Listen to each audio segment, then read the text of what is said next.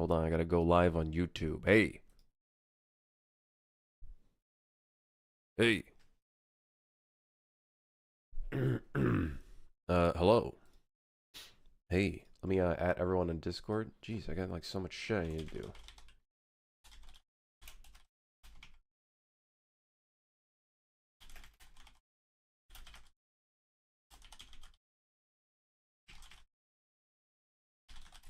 All right. Fucking party time. Hell yeah. Hello.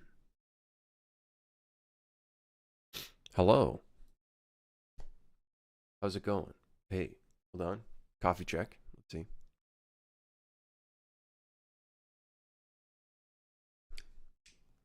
Yeah, it's all right. Ooh, it's not bad, actually. What happened to the couch? I've been sleeping on it. My partner's been sick, so I've been sleeping in this couch. Not the most comfortable thing in the world, I will say. My back kind of hurts a little bit.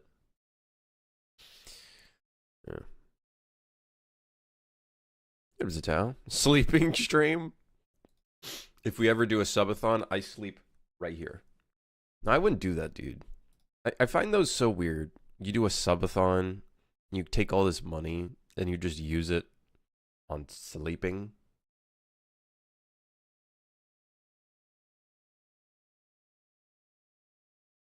I think that's a little silly in my opinion, but I guess I find it to be a little silly personally.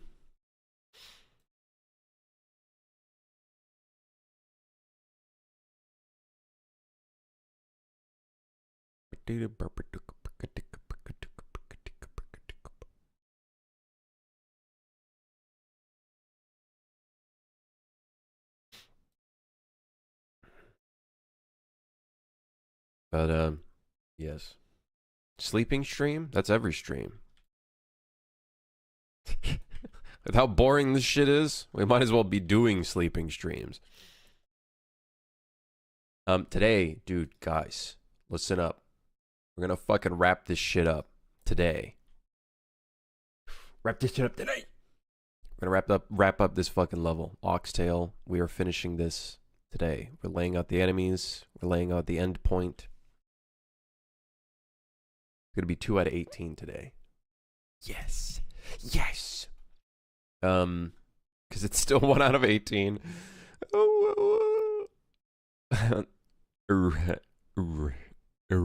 We need to release a new update for the test branch, actually.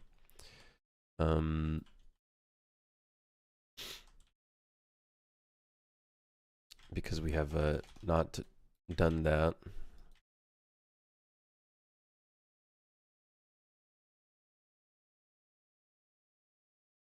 Today's the full release of the game.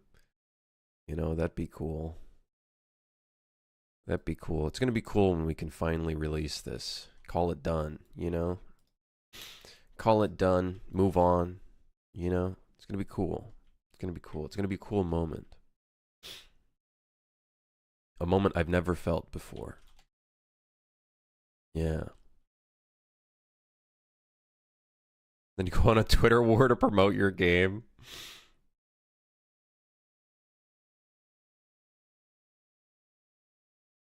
Am I going to go back to Ronin after finishing this? I have no idea, Zatao. I'm going to be completely honest. I don't know what we're going to... I don't know what we're going to work on next after this. It could be Ronin. It could be some random fucking God-style idol game that I had in my head. It could be... I don't know how to say God-style. God-style survival kind of idol game kind of thing. It could be the zombie roguelite that we're going to ultimately start working on at some point anyways. Could be, I don't know, dude. It could be anything. It could literally be anything.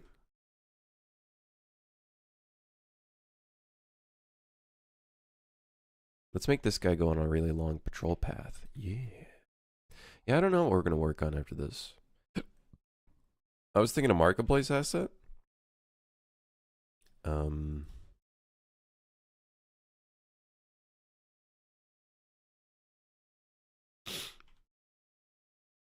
Make one of those rage bait 3D platformers. I'm gonna be honest, I have no inspiration to work on a game like that at all. Like I just personally for me I see no desire in it at all. I just wouldn't be interested, I think. Even though I know there's like a huge desire for it, you know what I mean? No, I get what you're saying though. It's a smart idea, and it's clearly still like a thing. Like there's that one game that just recently came out that's like you're on fucking roller skates or some shit.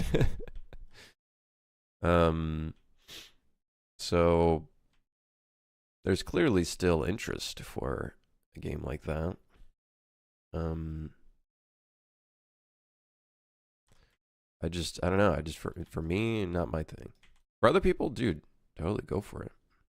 Yeah, climb the corporate one. I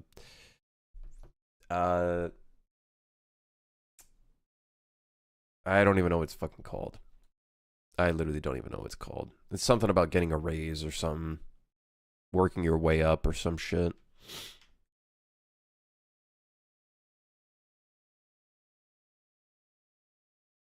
I still have no clue what I'm gonna call the zombie game.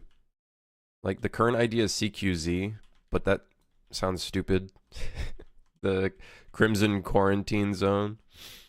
It sounds a little cheesy, I will say. It does sound pretty cheesy.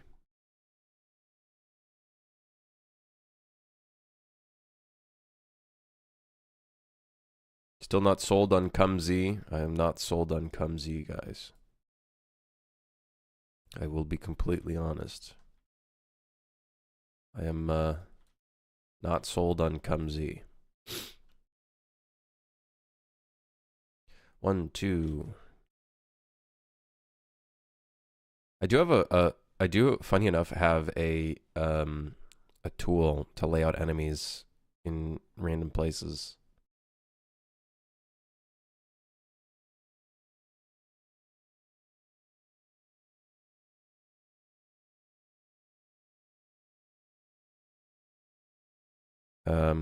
Where is that?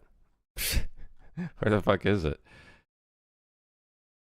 Oh, get to work. Yeah, that's the one. There you go.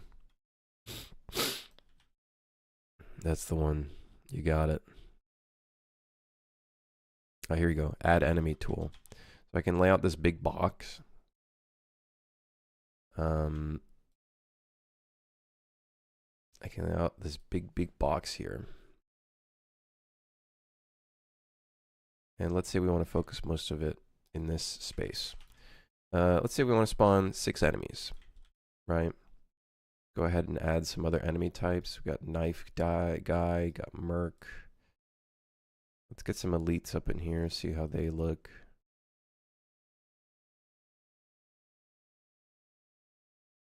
Maybe shotgun dudes. Specified checkpoint is 2. Then we can spawn a bunch of them. Don't really like that layout, so let's spawn some more. Not a big fan. Not bad. However, that guy right in the front could be problematic. We might want to move this guy here. Okay, not bad. Okay, I like that structure. Now, let's say we want to get a bit more density of enemies over here. Let's get 14. That's 2 clean suits.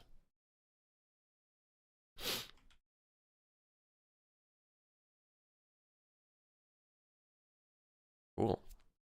Enemy spawner tool is neat. Yeah, it does save me time because a lot of these enemies end up being kind of placed in a random way anyways. So with a little bit of, you know, in some levels we kind of plan it out, like, okay, this guy will walk this way, and then that way we can kind of plan out some like stealth if the player wanted to.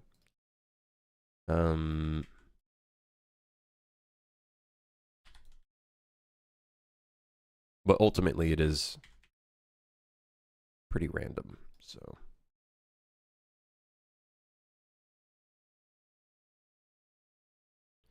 So having a tool like that is nice. Basically solves that problem a little bit for me.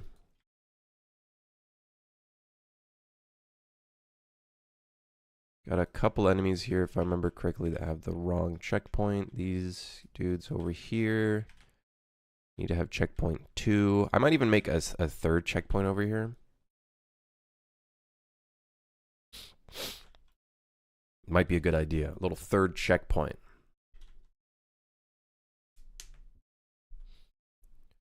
I don't know what I'm going to call the zombie game. Like, what couldn't you... Like, DayZ is taken, which is day 0, which is essentially day 0 of virus. Project Zomboid, which is, you know, very unique in its own way. The Last of Us, very unique as well.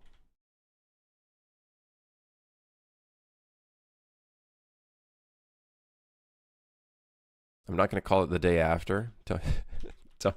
Don't. That was a meme. I'm not gonna expand on the day after. We're not gonna do that.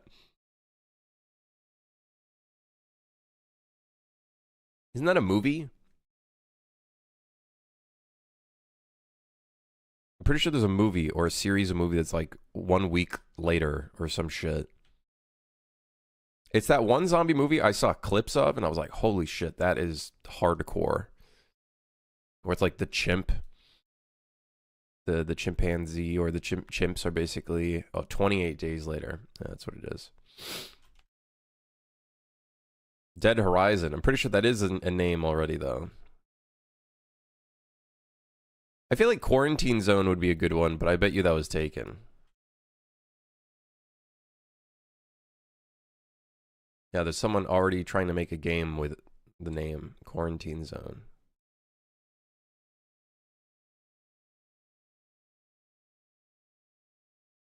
Very interesting. It's a game where you control a checkpoint. That's a pretty interesting idea.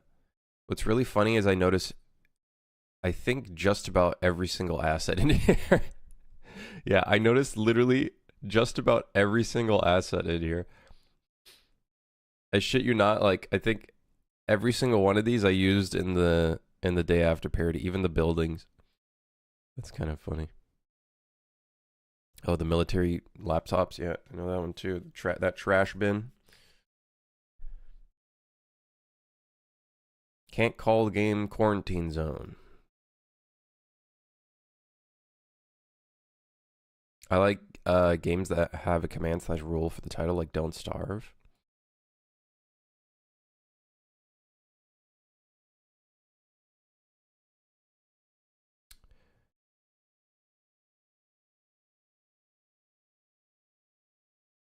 We could call it like something pertaining to because it is kind of going to be an extraction style game. So maybe we could call it something related to that.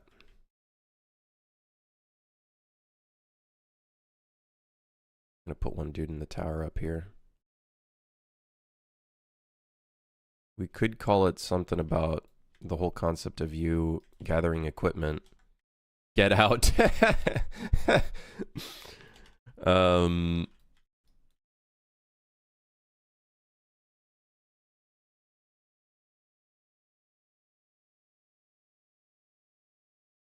Extractorinos. Extractoids. Yeah, nice. Great names, guys. Great. Fantastic names.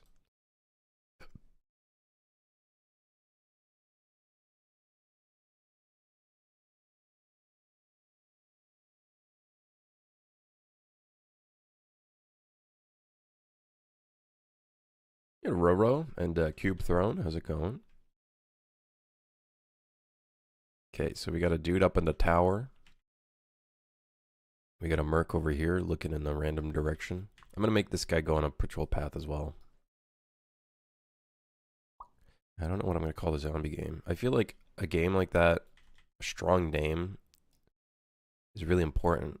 But you know what? Maybe the name becomes strong after the game is successful. You know, like Lethal Company. But I feel like that's a really unique name too. You know what I mean? Like that feels really unique. Shoot for hire, this time with zombies. No. No. No.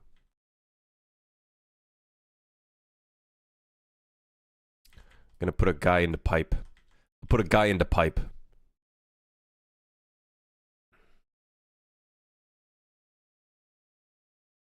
I'm doing good, Throne. Doing good. How are you? Call it Zombie Tua. We don't talk about the Hawk Tua girl anymore. She fucked that all up with her Tua coin or whatever it was called.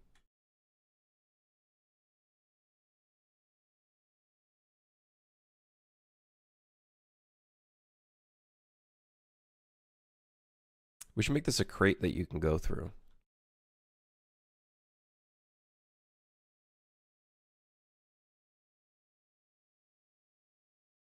Yeah. It's a great idea. I thought Ronin was the next game. It could be. I don't know.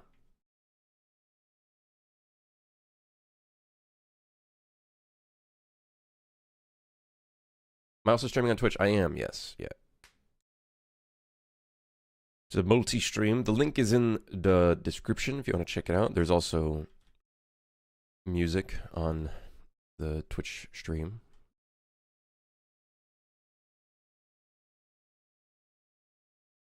Also streaming on Twitch. I'm also streaming on YouTube. I'm streaming on both YouTube and Twitch. I know it gets confusing. I understand. It makes sense. I get it. Okay. Also streaming on YouTube. I'm streaming on both YouTube and Twitch. Are you? Does that feel better for you? Do you feel less offended now? Stream on Mixer when?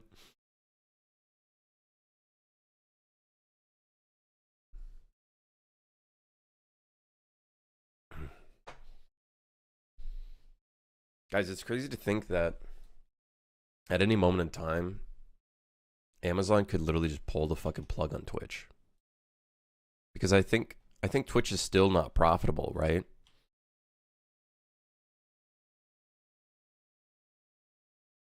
You know what I mean? They could at any moment just pull the plug.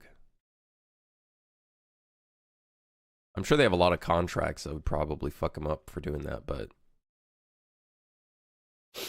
I bet you in some of Twitch's partner contracts, I bet you they have a clause that says the platform could at any moment be closed down. You know what I mean? Like, I bet you they have a clause in there. Clause. Santa Claus?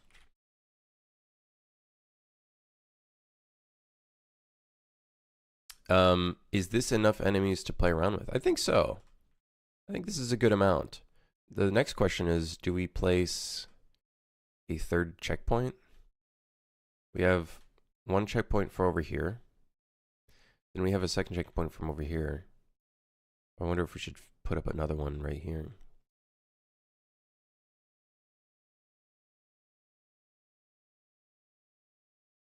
Like when you cross this threshold, it's a checkpoint. Finished my Java final last week. Can't wait to dive into Unreal C++. Yeah, you're going to have a jolly old time with that. You're going to have a jolly time with that, let me tell you.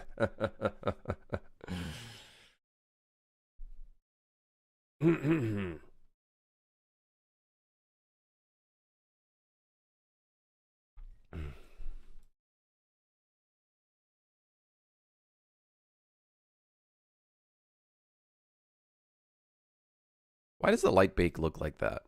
Can someone explain to me, like someone that knows bake lighting, why does the light bake look like that? Like, why does it look like fucking shit? The only reason why this fades out is because when we get up close, we're now switching it to cascaded shadow maps. So can someone explain to me, why does this look like ass? Hey, welcome, Cube Throne. Just made a Twitch account to join you over here also. Hey, hell yeah. Welcome to the party.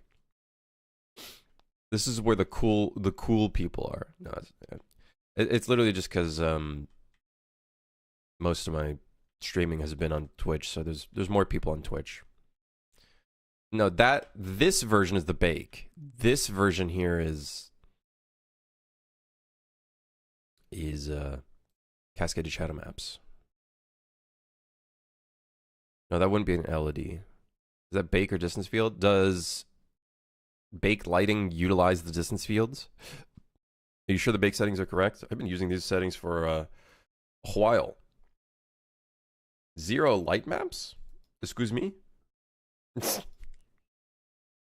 Excuse me, there's literally light maps right there. I don't know what the fuck you're talking about. 0 light maps.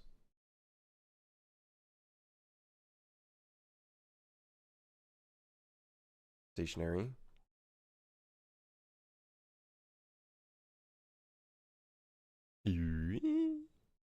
Hmm.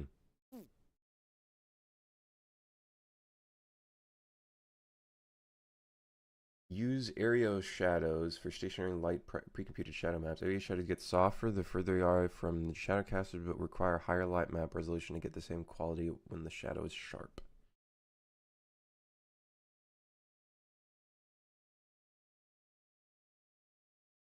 I don't think... Does a light source use distance fields for bake lighting? I don't think so, right? That's only for like distance field shadows. Because that does potentially, like, it looks like it could be the distance fields, like. But to be fair, this doesn't even show any fucking mesh at all, so that doesn't help at all. Albeit the mesh distance field of this thing looks like fucking ass. I don't think... It could be that. To be fair, it could be that. Why are we using this floor mesh over a different floor mesh? Which material is that? Light asphalt? You got it, brother.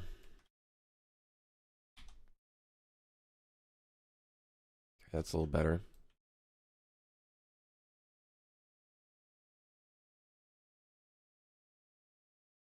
I don't know what that is.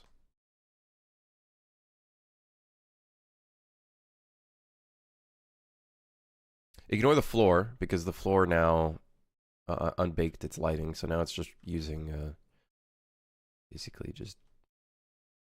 I think it's using. I want to say it's using cascaded shadow maps. No, it's not. I actually don't know what that's using. I have no clue what that's using now. Let's check out the light map density of the landscape. Like, it's not horrible. Maybe we can increase the light map density on the landscape. Might be a bit expensive to do that, though.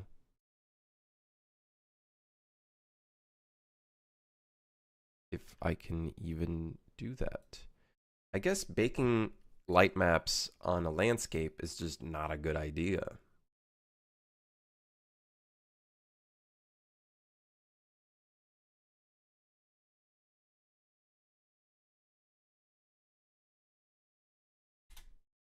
Right.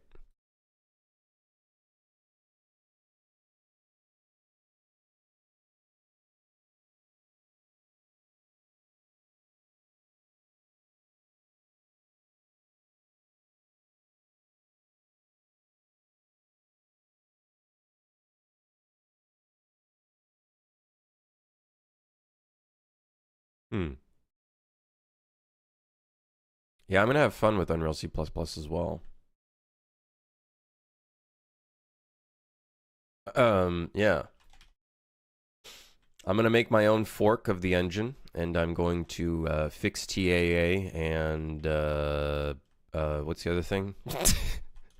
And remove upscalers. Yeah, that was that was the two things. Yes.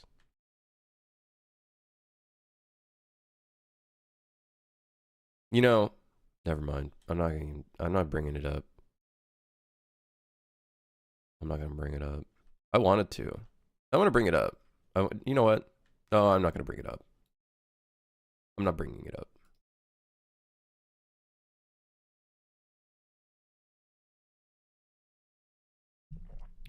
I want to bring it up. I'm not gonna bring it up. Okay, I'd say we laid out all the enemies. Slice that one out. Lay out enemies. Yes!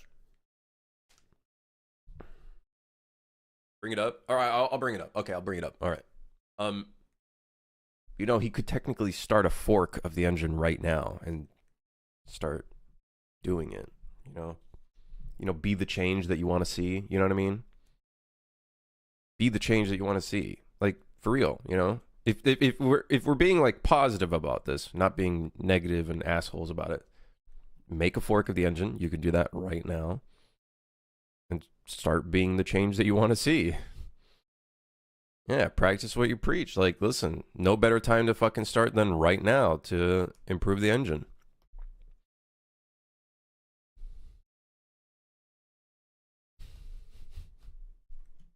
I don't know. Like, there's no counterpoint to that. Oh, but I don't have the skills to do that. I need graphics programmers. No, you don't. You don't need to do that.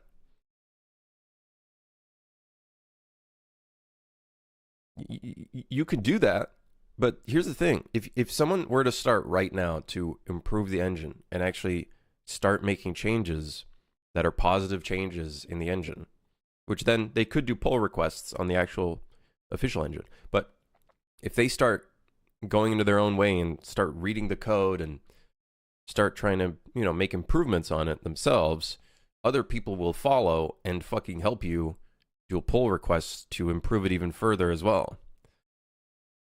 You know what I mean? Like, people will just come to you. You don't even have to pay them, because people will like your initiative to go in and do it yourself. But to me, I feel like here's the thing. It's kind of like a self-help book or a self-help guru. They don't actually want to help you necessarily, because if you get help, you don't buy their books anymore. It's the same dealio with their videos. If the games now all of a sudden are optimized, which, there's always going to be unoptimized games.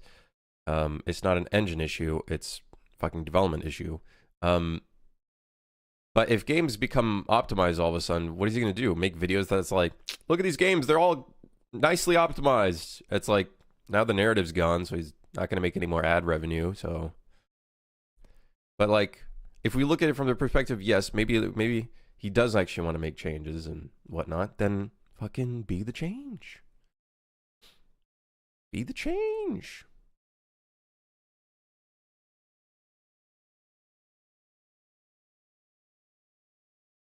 Yeah, that's what I was thinking about while I was taking a dump.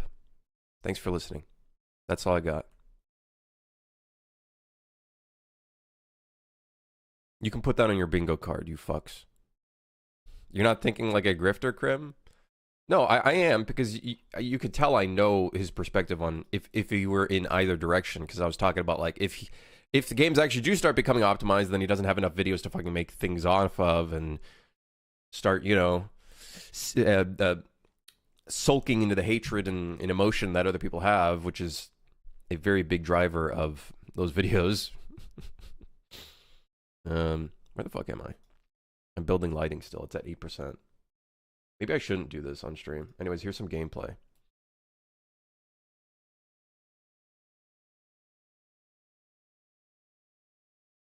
Anyone who doesn't fork Unreal source code is a coward. When I get more into C++, I would love to get to a level where I actually make my own fork and start doing stuff to it, but I feel like that's kind of stupid, because like the people at Epic are probably going to be making way more improvements on like the entire engine as a whole. So forking it would just mean I'd have to do constant pull requests and like not pull requests. I'd have to constantly pull shit into my own fork. So I'd rather just make plugins, I think. And those plugins could like override functions that I might need. Like for example, I think I did this in this game. It was either the game mode or the widget. There was a specific piece of code that I didn't like, and I just made a child of that actor and overrode some of the code. And doing that is a bit easier than dealing with a fucking source version. Dealing with a source version is like just not fun, not worth it, unless you're making like some huge edits to everything. Or get Unreal to make your edit official. So I've been told by numerous, like I've read multiple things where people do pull requests and it takes them months or even years to fucking get to your pull request.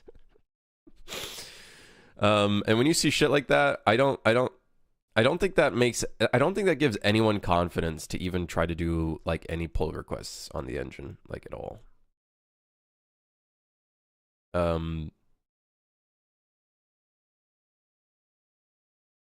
Too much bureaucracy, I guess, perhaps. Who knows what could be going on. I'm still of the opinion, and this happens with like probably any company, is if you scale too much, you get to a point where your company is like not able to function at the highest level it's able to. You just fucking constant meetings and all this bullshit.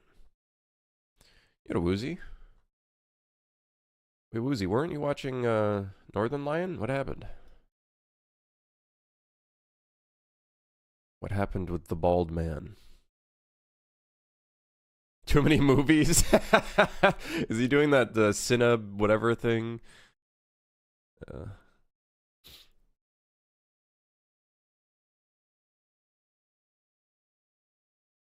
I've been loving watching the YouTube videos when he plays the Bazaar.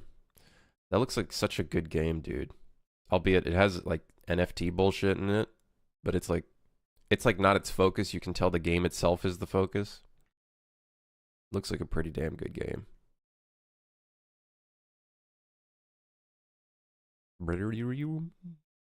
Yeah, plug-in route seems to be the best way to go without having to create a fork of the engine. I don't know what would be the reasoning you'd want to make a fork. If you have to like maybe heavily edit a bunch of source code, I could see that being the case. But then once they release a new version that probably optimizes shit way more than you have to, you'd now have to do merges. Just, I feel like now you'd probably just have to do that every 6 months because they don't update the engine as often anymore. Definitely not to the degree that they were updating it before. Yeah. I find it interesting. It's made by or directed by what's his name? The Bazaar is directed by like a popular person? I thought it was just some Chinese company that made it. Or has stocks in it. It's an old Hearthstone streamer. I think I know who you're talking about. Really old Hearthstone streamer. Yeah.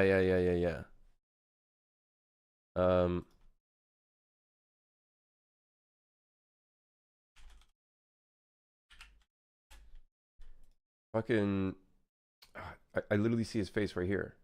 Is it? Dude, what? Crip? Is it Crip? Oh, Reynad. I've never heard of that. I've never heard of that name.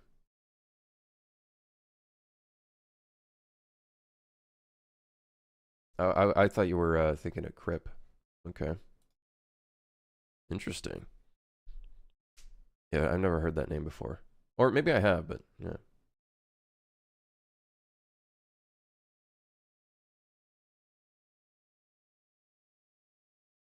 All I want is for Unreal to allow seamless transition between servers without a loading screen, but that requires modifying the engine. That would probably require yeah, between servers. I don't know how you would even go about doing between servers. I guess you could forcefully make someone travel to a different IP.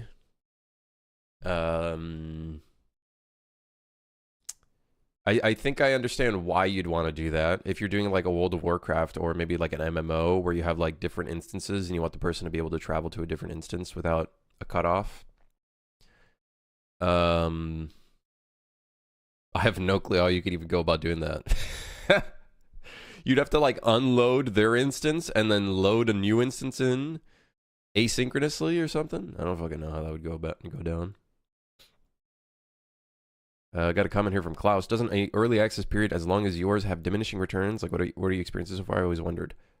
Yeah, don't get me wrong. It's taken a long time. It has definitely taken a really long time. a lot longer than I wanted. However, the game is still selling somehow. Somehow the game still sells, especially when we do discounts. We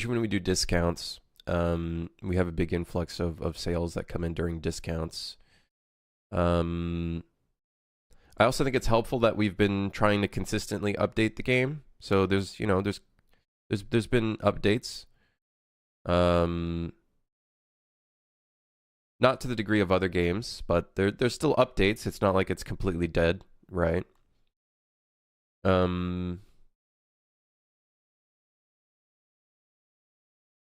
Yeah, I'm sure there's some diminishing returns. I think it really depends on like how often you're updating your game and stuff. Especially for a game like mine, it definitely would have diminishing returns, but it's still been selling pretty well, if not better than before. Especially adding in localization, adding Japanese localization. I think Chinese was also beneficial, but it has issues. Was a big plus as well. I think once we go into 1.0, we'll see how things go.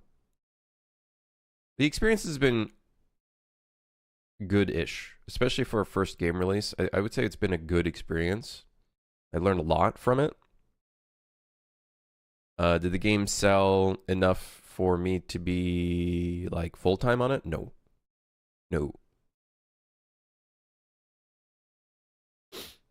I'm probably making as much as like a part-time McDonald's employee. Yeah. Wait, maybe a little bit more. Yeah.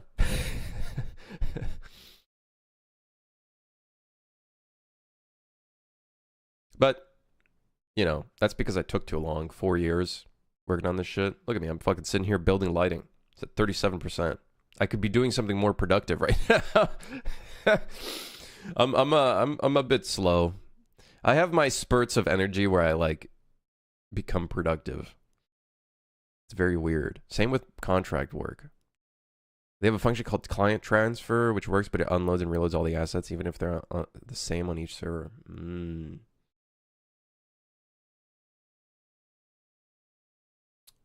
Unloads and reloads all the assets.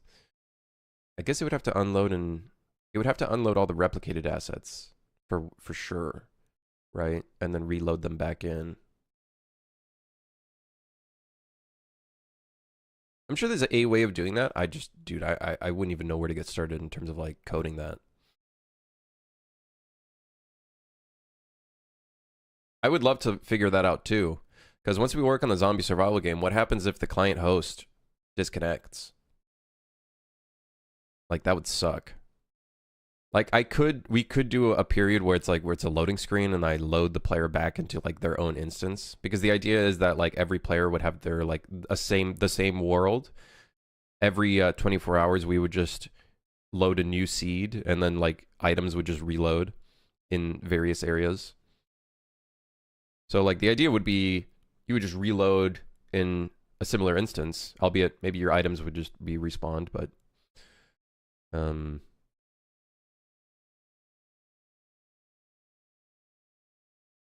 you planning some sort of marketing push for 1.0? It looks amazing, but how do you rekindle the conversation about it? I do plan on doing some marketing push, like giving out keys to content creators. I haven't done any of that yet. I don't know. We'll see. How do you rekindle a conversation? I don't know.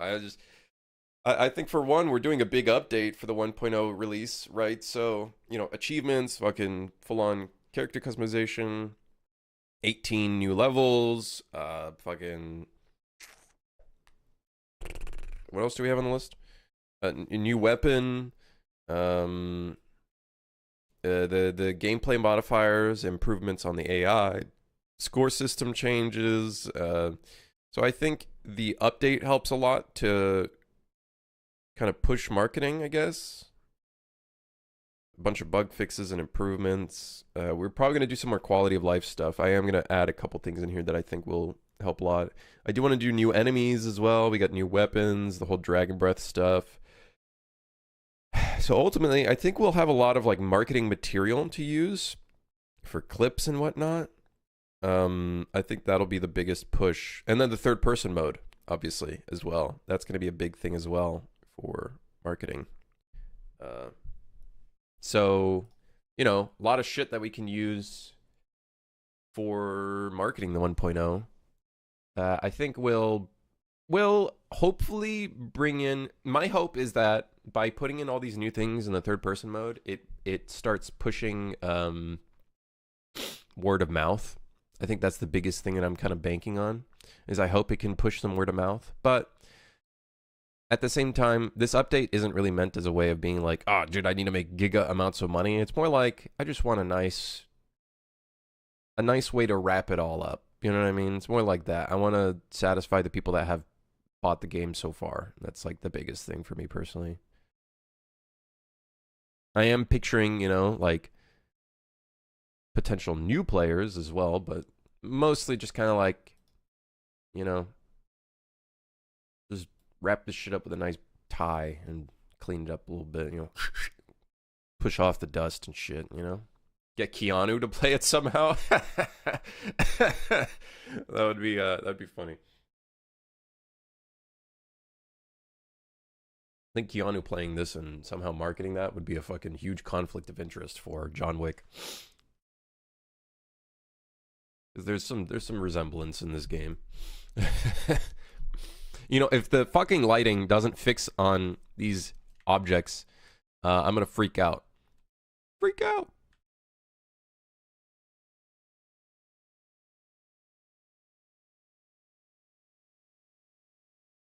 Money equals potential. I wish you the best. Hey, thank you. Appreciate it, class. Yeah, we'll see. We'll see what happens. I'm not banking on it, though. You know what I mean? Like, I have contract work and stuff. I'm still, you know, I'm not going to go homeless. I'm not like, I put all my money on this one update. All of my savings are on this one game. No, like, I'll be fine. I think the biggest thing that I want is I just want to learn a lot. You know, I think, well, I think if there's one thing I could predict from this 1.0 release that I think will probably end up happening, I think in my opinion, I think ultimately, being realistic, I think we're going to probably go from like a 94% to like maybe like an 87% when the game releases. I think we'll have, because we have like something like 10,000 wish lists right now. So I think we're probably going to go down in like the 80s. Maybe people expect more from the 1.0. Maybe they want like more levels or something like that. Who knows, right? Anything could happen, but I don't see it. I don't see it staying in the 90%, to be honest. Maybe that's just me being hard on myself, but I just don't. I don't see it staying in there. How many reviews do you estimate you'll get after full release? Well, if the wishlist number is 10,000 right now, I'm thinking we'll maybe get like, you know, maybe like 50 at the very least, 50 new reviews. They probably subconsciously expect slightly more for 1.0. That's why I'm trying to do a lot, you know, a lot of like third person mode and gameplay modifiers and 18 new levels and, you know, trying my best with the time I have. The score system changes and whatnot. Yeah, because you gotta expect, right? Out of the 10,000 wish lists, now I think our number's pretty high actually for our wish list conversion, which is surprising. Our wish list conversion is really good. I think it's like 18%. It's something like that. It's quite high actually. So I think if we were to look at that number, let's say we get like 15% wishlist conversion on release, or at least the next sale after 1.0 release. We also have to compensate for that. Yeah, I think it'd probably be like 50 reviews. Like we'll probably get like, I want to say like maybe 600 sales on 1.0 release, maybe. But out of those 600, I think only like 10% of those 600 would probably put in a review. I don't know. We'll see. I have no clue. There could be a lot of people that played the game in early access that are waiting for the 1.0 release to actually put in a review. That could also be the case. Maybe they're waiting on that. I don't know. No. Could be anything. I don't know. 95% building lighting.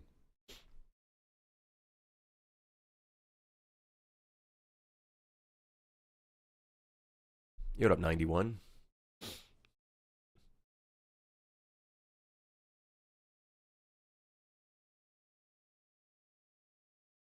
Might be more than 50. I would not say the review conversion rate is 10% though of sales. It's actually very low. It is actually kind of surprising. It is a quite a low number. Like below 10%, maybe even below like 6%, somewhere around there. What's the most annoying part so far? I despise animation and everything around it.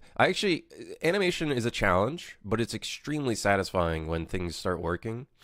I love doing stuff with animation because I think subconsciously players start noticing that, and it adds so much flair. It adds so much flair to your characters. Like, for example, like one of the big things that I really love that we did in this game is the idea of like when you're shooting, you start doing cool moves like this and stuff while you're moving around. I think some players will start noticing that. I think things like this, where you start going to like tactical poses. Now, every game is going to be a bit different in terms of like the stuff you'll animate, but I think little things like that add so much to the experience, right? It breaks up the monotony of it being the same idle pose and stuff like that. And I think little things like that go a really long way. Now, by no means is the game's animations perfect. There's issues with it. I think the diving we could have made look a lot better. I think it's imperfect in its own way. The crouching needs to be improved. It really does not look good, especially in third person. Is the full release coming soon? We're aiming for like end of February, March, but I'm gonna be honest, I might have to delay that because my contract work also has a deliverable for that. I should probably block the player from being able to do that. My contract work also has a deliverable within that date, so I'm going to be crunching on 2 projects. I don't know if I'll be able to do that. Yeah, I might have to block that.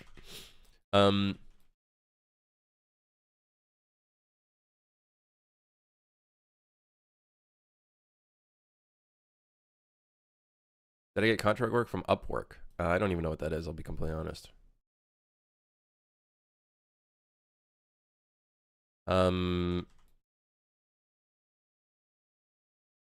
My contract work, I got it.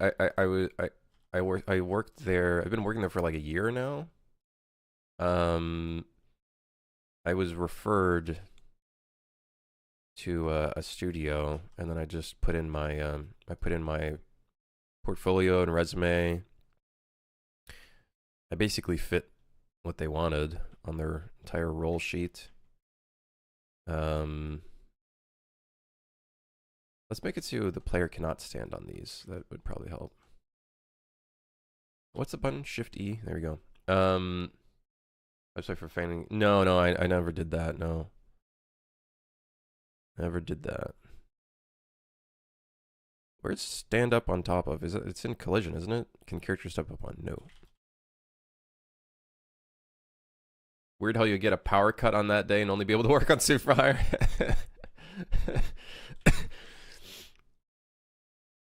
Yeah, I don't know how I'm gonna manage separating everything.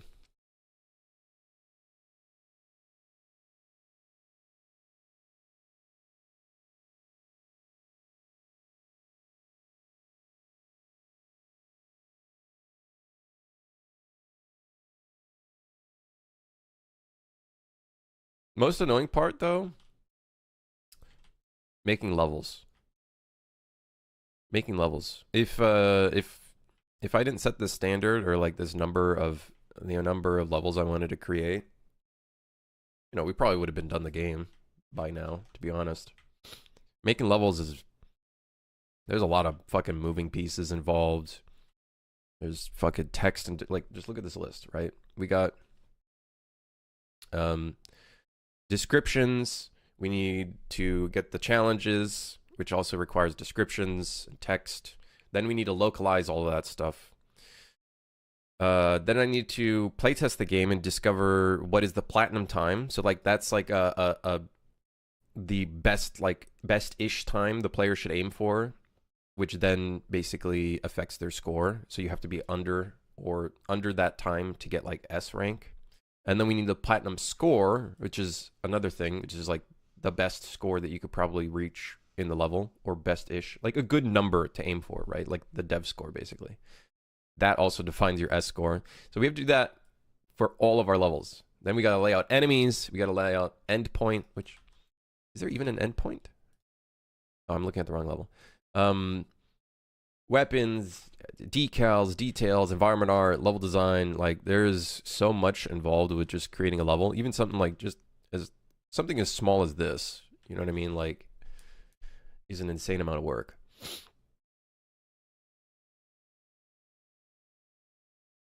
Yeah, Woozy, I am prioritizing the contract work, obviously, because that's important. That's my income. I am prioritizing that. That's why I didn't stream these past couple days, because I was like trying to like figure out, okay, what I'm gonna do. The only reason why I'm streaming today is because I streamed yesterday and I didn't stream the last 2 days, I think. This weekend I'm gonna be working on contract work as well, so trying to get a bunch of it done. I kind of took... Oh, look at that. We fixed the weird fucking shadows.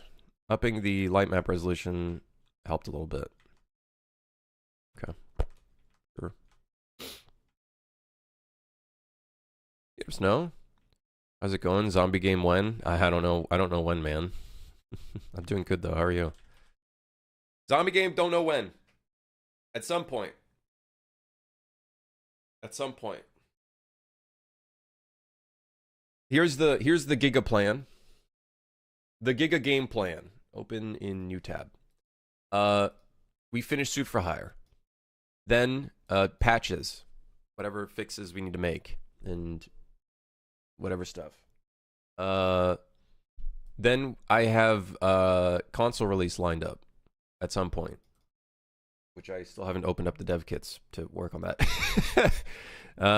But while we do that, this is probably going to be off stream because there's a lot of NDA stuff there, so that's probably not going to be done on stream. I'm probably going to do that off stream, porting it and whatnot.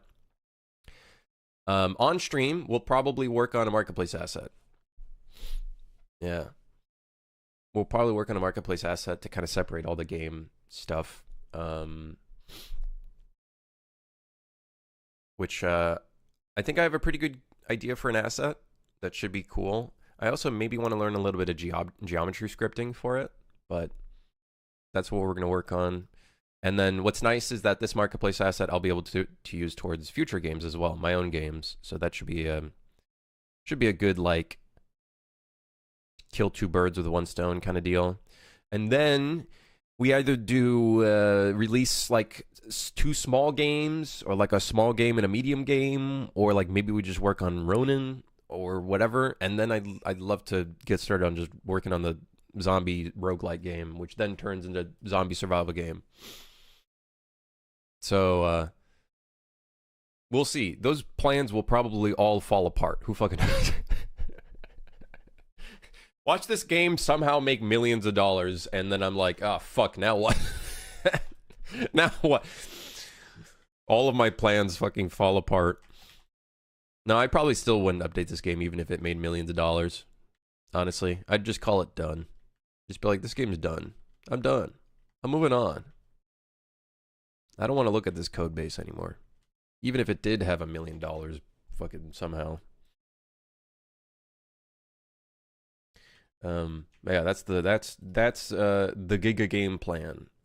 I don't know why the banner is this. I clicked on the banner and it just chose this automatically, and yeah. Don't ask. Okay, we need to put the end point. So for that, I'm gonna put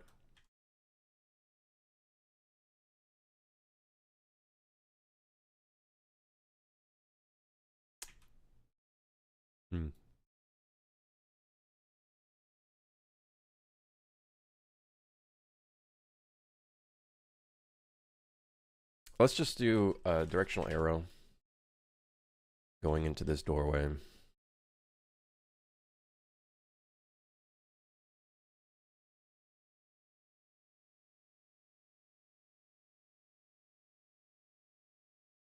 Make sure it's not casting any shadows. Make sure it doesn't have any collision, which I don't think it does, but just in case.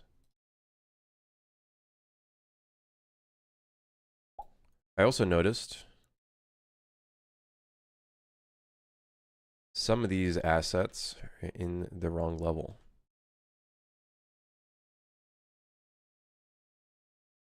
Yeah. I felt it. I felt a fucking disturbance in the force. Just replace all the enemies in Super Mario with zombie assets. 2 games with 1 stone. I don't think it would work, man. I don't think it would work.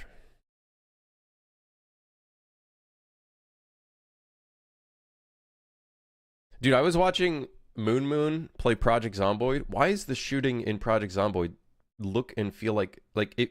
I look at him shooting, and it like does not fucking look like he's actually aiming at the thing he's aiming at. Why is the shooting in that so shit? Why is the shooting in that game so shit? Is it just him, or like does Project Zomboid just have a problem with aiming guns in that game, or just aiming in general? Is there like a perspective issue there? Because this game has a perspective issue to an extent, but we were able to kind of circumvent it a little bit. Hold on, let me take that off real quick. Have I ever thought about making a board game or something? Just get away from sitting in front of the PC for a while. My hobby for getting away from the PC is I have guitars. I try to practice guitar. That kind of gets me away from the keyboard and doing other stuff and whatnot. I would love other hobbies to get me away from the computer, for sure. But that's a good start. It's been nice. I love, dude. I love the look of guitars, man. I love the look of guitars. I got this one. Fun guitar to play, but dude, having acoustic is loud.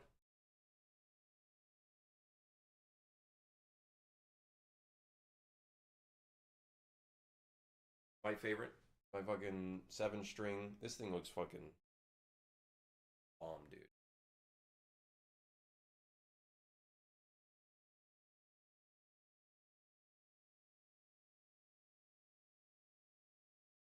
Yeah, I'm not really bored. I'm not a board game kind of person. I like digital stuff. I like digital stuff. Uh, yeah, actually, what inspired me to get into games, really funny enough, is I loved playing with Legos. And I loved doing stop motion with Legos. I wish I still had those old fucking videos of me doing stop motion with it, but I don't. I loved doing stuff with Legos. I absolutely loved doing it. But I felt like there was a limit. From a financial standpoint, like how much money I had really made a difference on like the type of stop motion I could make. And so when Roblox came out, when it first came out, first year or two, I was crazy on Roblox. I loved playing around with Roblox. I loved playing with the editor, and I think those things kind of got me started into wanting to get into the whole ordeal of doing games digitally, because it just removes that whole resource block, right? And you could do anything. You know what I mean? Like you could technically do anything. Whereas with a board game, I guess like with a board game, you could still do anything, but it's like more physical, I guess. I don't know. It's just not my thing personally. You're hungry? How's it going? Been a sec? Yeah, I feel like I haven't seen your name. Or well, that's not true. I feel like I've seen your name in other chats. I've seen your name kind of around other places.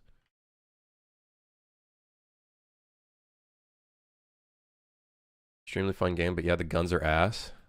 I guess the thing is, He's playing a mod that's like the first week mod. I guess there's a lot more guns in that version of the game versus the actual version of the game.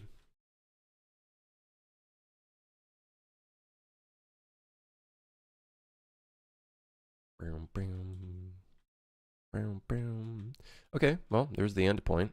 I hope the player sees it.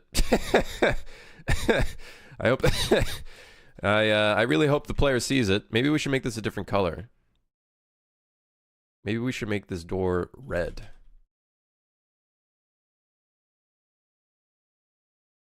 Let's see here. Metal red. No, but that's the trim sheet. I don't want the trim sheet.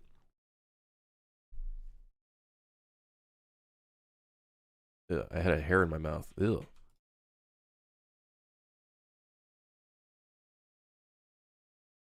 I got a pink shipping container. Is that? Do you think that's enough to get people to look at it? Oh, there's red. Cool. There we go. I think I was in the original Super Hard credits. I'm pretty sure you still are hungry. I don't think I would have removed anyone.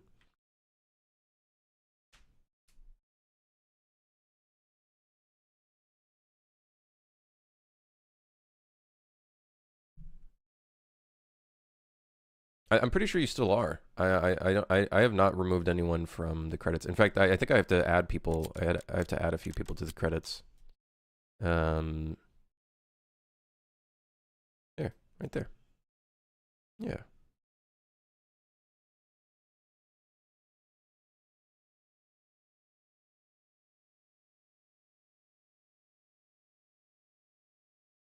Yeah, I don't remove people from credits. I don't see any need to do that.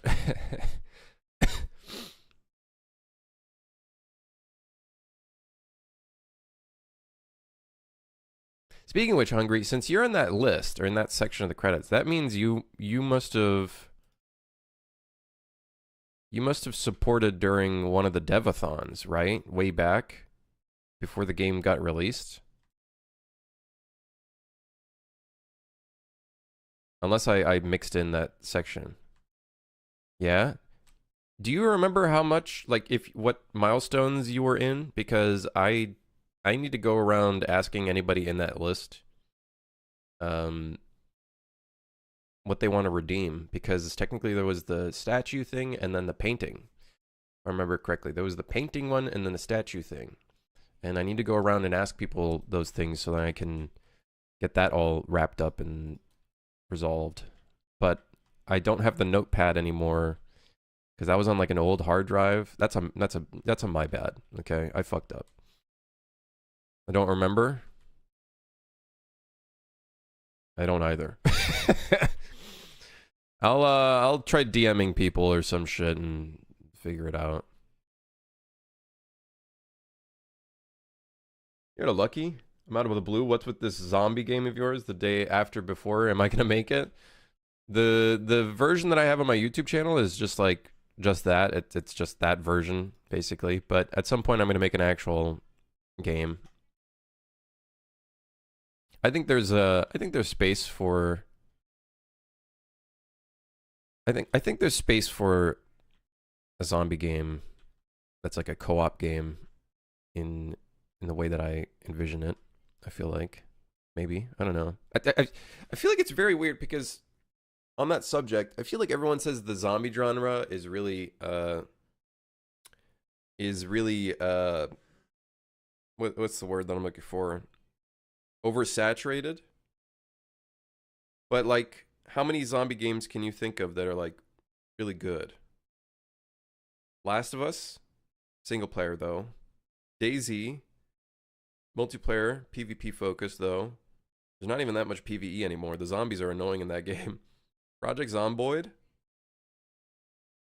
I guess you could consider They Are Billions as a zombie game, I guess.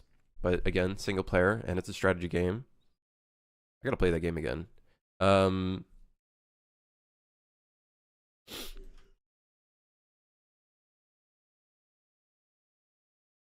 Days Gone, but single player though. So there's a lot of like single player zombie games. And there's a couple other multiplayer games as well, but they're all PvP as well.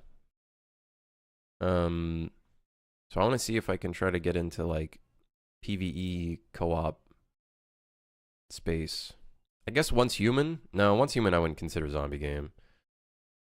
I feel like there was a time where people were trying to like market this shit as like a better game than like it was during the day before stuff, and they were saying this is a better zombie game, and I was like, this is fucking not zombies, this is like aliens and shit. State of Decay 2. Did that have co-op?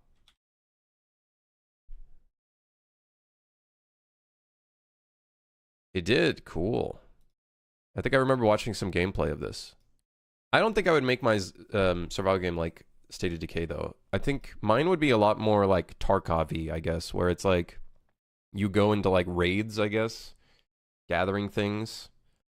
It's not like you're building inside of the actual game world. You're building in your own like little instance world. That's kind of like how I'm picturing what I would want to do. That's kind of how I'm picturing what I would want to do.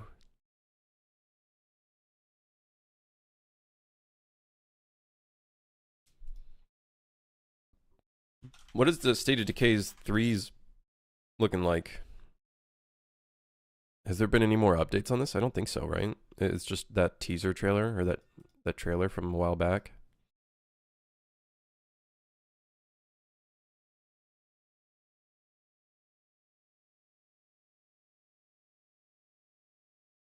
It's like when people start are saying the extraction mode stuff is oversaturated. I'm like,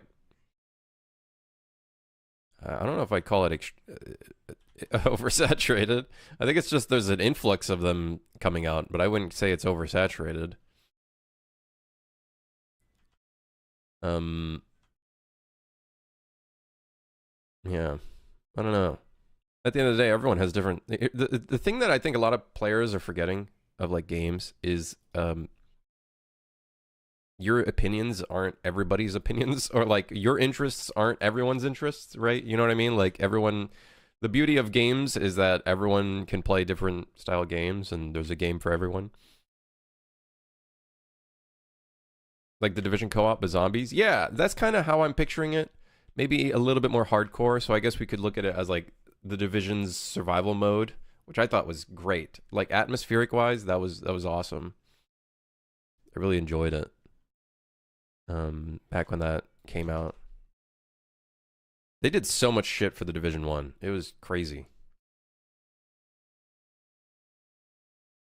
I want to see if I can find old footage of the survival mode, because I don't know if you can still play that anymore. The Division survival mode.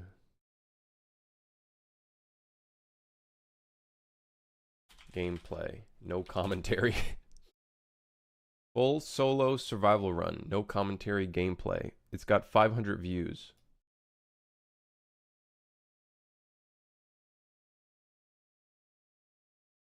Oh yeah, it was like super foggy and everything. Fentanyl zombies in San Francisco. I don't need to make a game about that. That's already real life.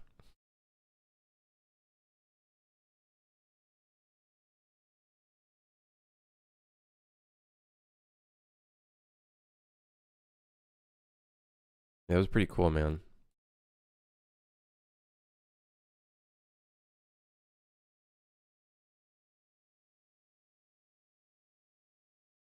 It'd be interesting for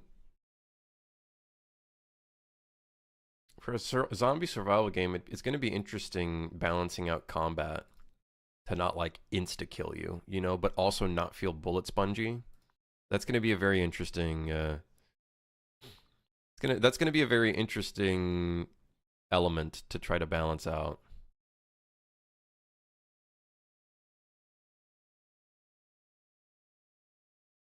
Yeah.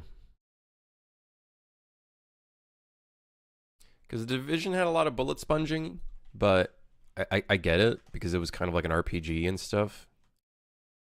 So it's a bit of a challenging thing to kind of do. Let's see here. Needs endpoint, fix collision on a broken skeleton ship. Okay, I'm not too high priority on that. Decals, not too high priority on that. Layout weapons. Could probably do some of that stuff later. I would say this is probably, for the most part, playable. Except for the platinum time and score. So I'm going to say we're 2 out of 18, baby. I know there's still quite a bit we need to do, but we're 2 out of 18. 2 out of 18! Yes! Yeah! Although it's going to need some more playtesting. And then obviously needs all this other shit that we need to do. I think what I'm going to do is I'm going to go through like all of the description stuff like at a later time. I'm going to do all the levels that need a description all at once. 2 out of 18, baby. We just got 16 more levels to go. Some of them are really small and easy like these here. So fucking easy. No problem. No problem. No problemo. If you cut another level, it's 2 out of 17. Dude, like, insane levels of progression if we can do that. I don't know if I want to cut any more levels. Like, we could. Like, we could cut 3, and then we could be like, 15 new levels, because 18 sounds a bit weird. But then it might look weird. Like, we could cut a level out of Roma. We could cut Ruins, and then we just have 4 levels in here. Tokyo could be 4 levels. Sydney could be 4 levels. We could cut 1 more out of this, like Mad Suit. We could make it 16. We could honestly cut out the Delta Challenge from the Caribbean series.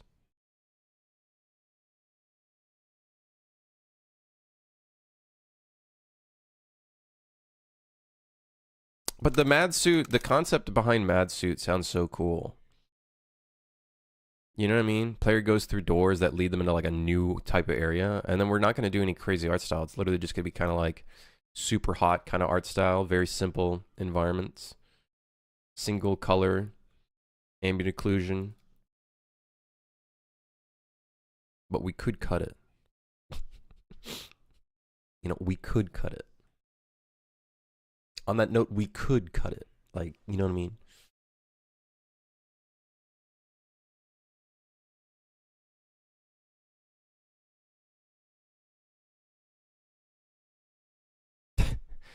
Yeah, we could cut it.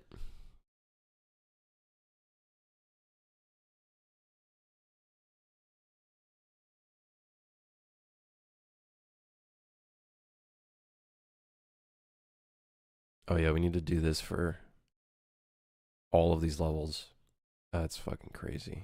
A lot of play testing, which, you know, is not bad. We can kill 2 birds with 1 stone and discover what kind of issues we need to work on while doing that.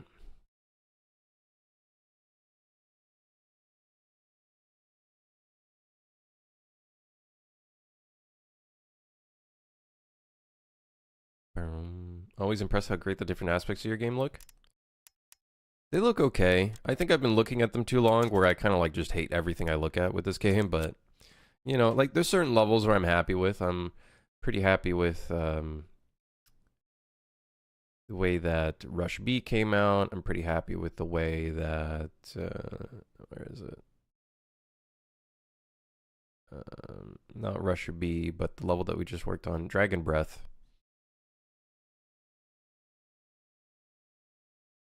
Pretty happy with the way this level kind of came out. I think we can do a little bit more work on the lighting, but I think it looks really cool. It's got a cool vibe to it. I think there's more that we could do to it. But,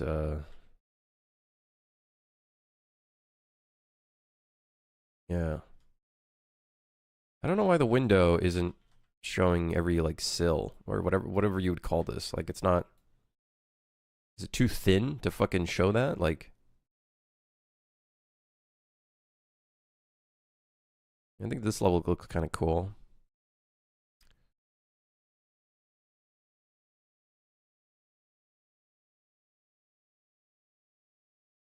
I think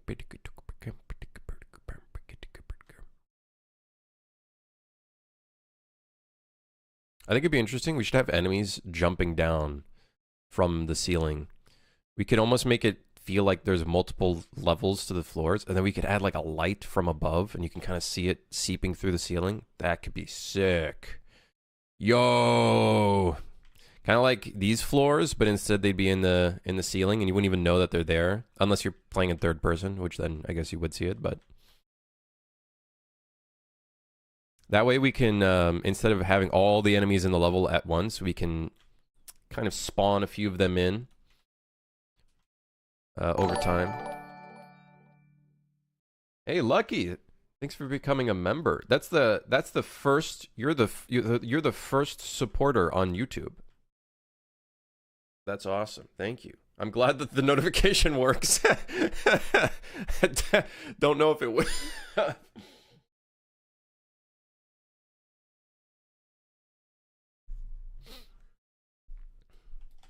Thank you. Appreciate that. John Wick 4 sucked ass. I thought it was fun. I think the thing is, after John Wick 1, that kind of like serious tone and realistic kind of feel, albeit not really realistic because there's some issues with it, obviously. I feel like they kind of like threw that out the window, and it kind of went more in the realm of like kind of like a almost comic book-esque, which I think is kind of what they wanted to do. Kind of remove the feeling of realism, and it was more like just straight up just crazy action. Guy falls down fucking huge flight of stairs and he didn't snap his neck. Guy jumps out 3-story building and is fine. You know? I think it was more just like fun movies. That's just kind of how I see it. Yeah, if we have like fucking holes in the ceiling, we'll have to definitely place those. I have to fix that as well. Tons of stuff I have to do, but yeah, I'm still happy with this level. There's more detail we need to do, but I'm not worried about it right now.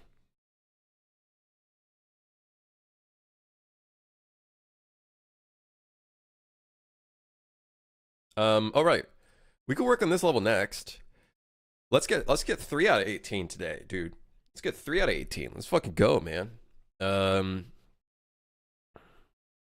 The Tokyo Club. We should maybe start blocking that out. What is that going to look like? I literally don't even know what that's going to look like.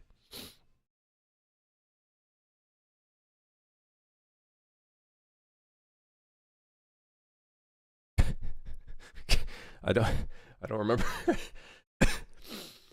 I don't remember. I think I wanted to do something a little bit within the realm of Sifu, because I really like the design of their club, if I remember correctly. Let's gather some references. Hold on. The Blind Guys, the stupidest thing I've ever seen. Yeah, but you know what I mean. Like they're kind of going in the realm of trying to be, you know, a little bit over the top, right, action-wise. Like it obviously doesn't make sense, but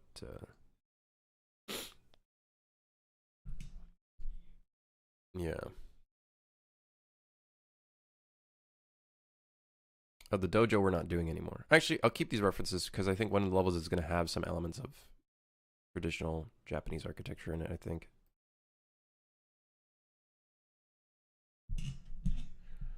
I still think my favorite John Wick movie has to be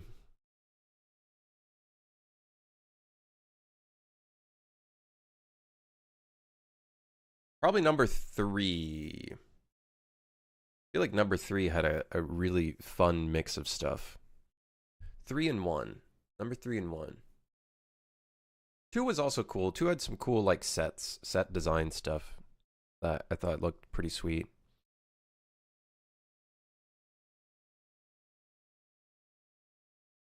I liked some of 4's set design as well. There was some cool stuff in there too. Some interesting elements.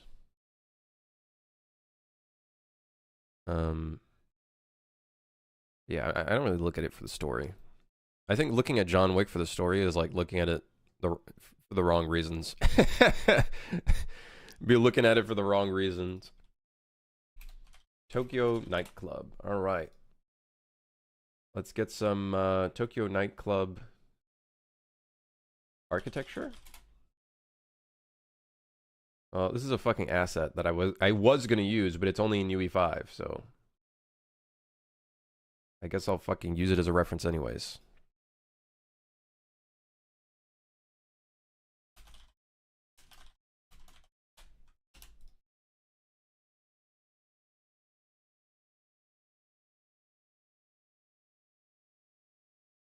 Okay.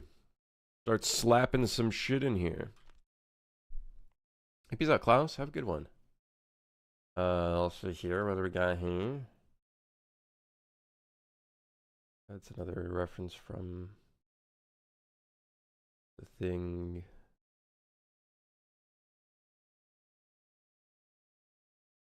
Yeah, it could be cool having enemies drop in from like a second floor. That could look kind of cool. Maybe we can make it so the player can go on the second floor. That could also kind of be sweet. But that might overcomplicate the play space, I think. I'm not looking forward to. I think this is the same club. It looks very similar.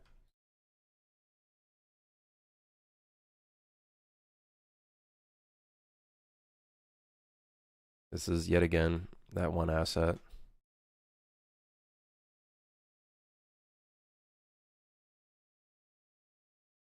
Let's see. Nightclubs.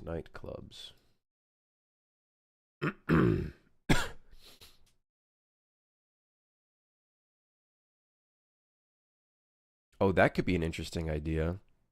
What if the nightclub is at the top of a high rise? I know we've been doing a lot of that. We've been doing a lot of like high rise stuff, so I don't know if I want to do it again. Yeah. Is my music playlist on Spotify? No, I'm just playing Power Glove. just playing Power Glove. This is called Loaded by Power Glove. I don't really have my own playlist. Am I opening a club? No, I am gathering references for a level that will block out. I do like the idea of a nightclub on a rooftop. That could be kind of interesting.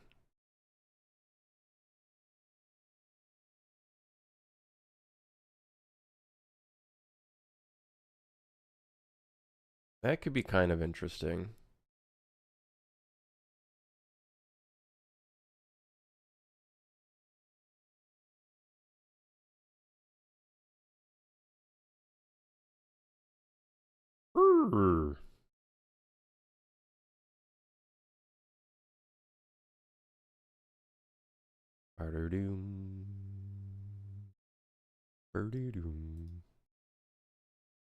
Would it be a bad idea for a nightclub to be on a rooftop?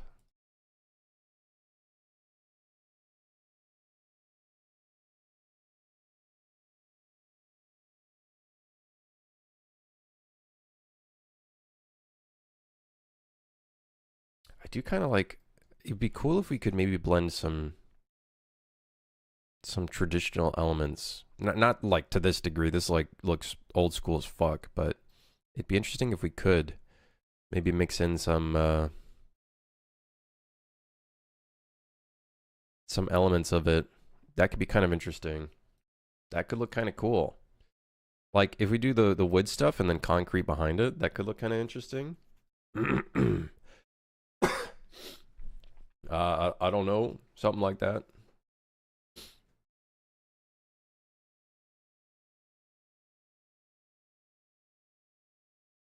Let's see. Do we have any more nightclubs in Tokyo?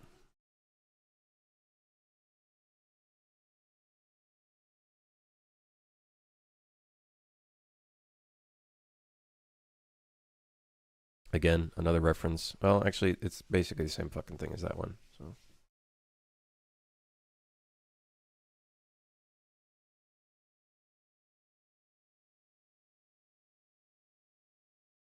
Uh, hmm.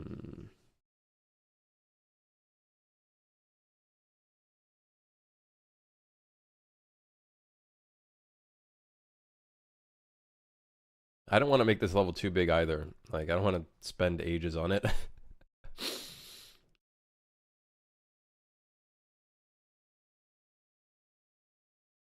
Don't want to spend ages on it.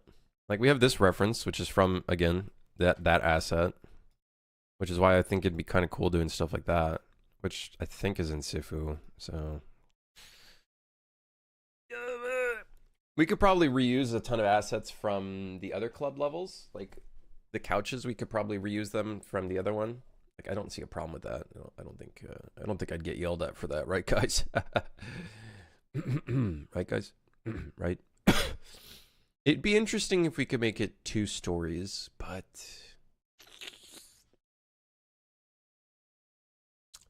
yeah, no, I'm just gonna leave it as 1 story high, just because I don't want to overscope this fucking level. We already have levels that are too overscoped above what they were supposed to be.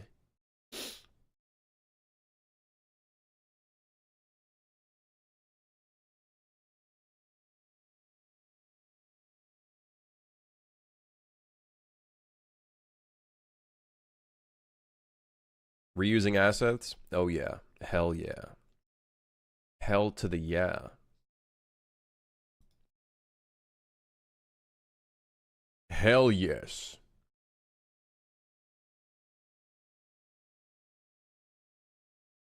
Why can't I find any references for Tokyo nightclub architecture? Tokyo nightclub interior. What if we do that? Interior. Yeah. Tokyo nightclub interior. Okay. Not finding too much. uh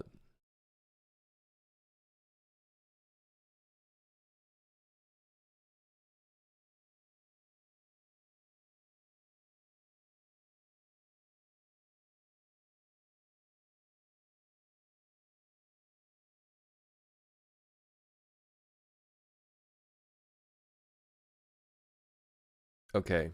I have a bit of a structure in my head. Um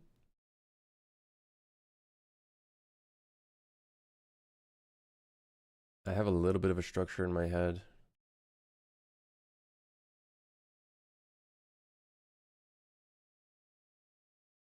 Like I could picture it being like in a high rise. That could be kind of sick. That could look pretty awesome. I think we could do some pretty cool shit there. Um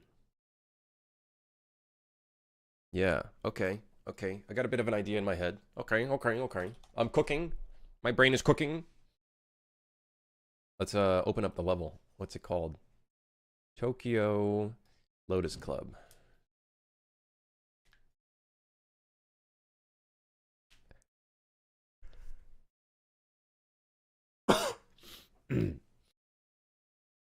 Accidentally coughed in my hands.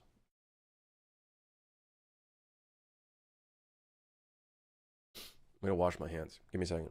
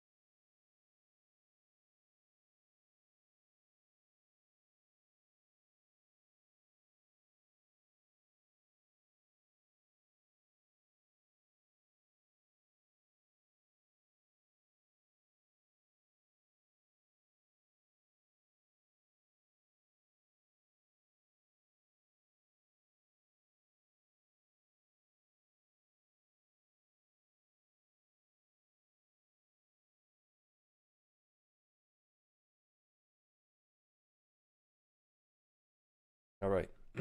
Hello. Yeah, you know, I could search up Japanese nightclub. Let's do that. Yeah, Japanese, because I only searched up Tokyo, which, you know, I'm sure there's more nightclubs. Let's see. Yeah, it's more or less the same of what I would expect. Um,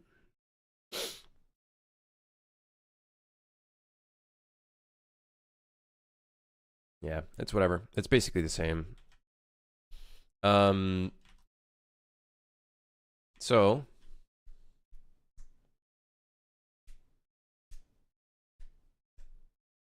let's do this. We're gonna start with.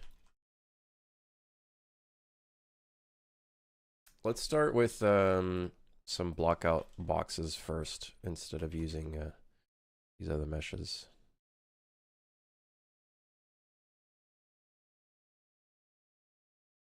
I'm gonna turn on snap. I am gonna turn on snap. Okay, don't worry. I'm turning on snap. Okay.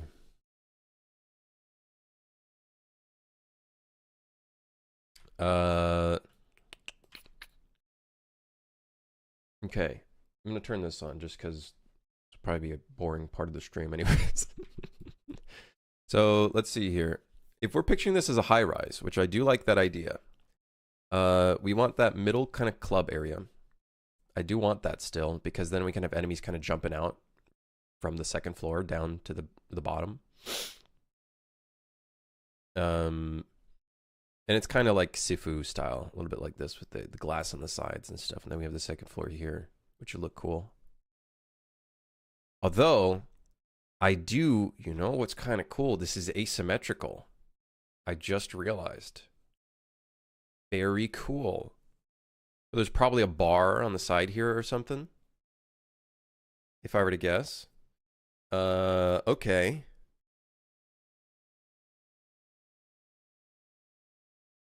I do kind of like that. I kind of like it being asymmetrical. That's a pretty cool idea. Because then over here in the back, we can have like that restaurant area. Here could be like a bar, maybe with like windows kind of looking out towards the city.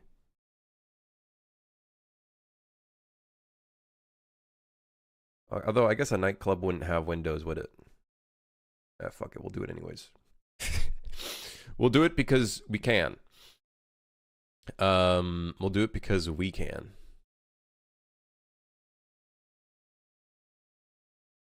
It'll feel weird doing asymmetrical, but I like the idea of making it asymmetrical. I think that'll be kind of sick.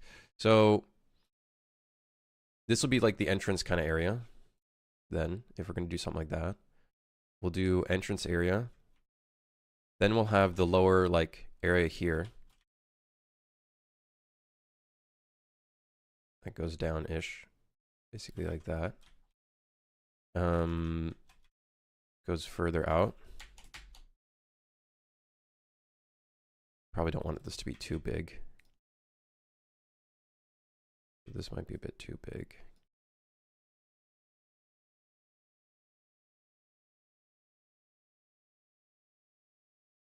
Okay. Maybe we could increase it a little bit because we'd want like the stage for the DJ.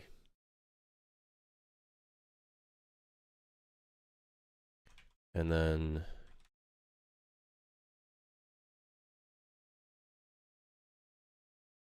yeah, I like that structure. I think that's kind of cool. We can make this maybe a little bit lower.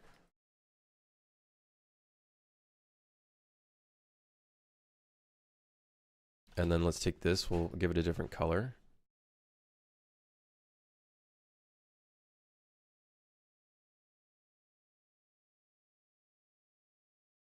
This will be the, I guess, the DJ booth.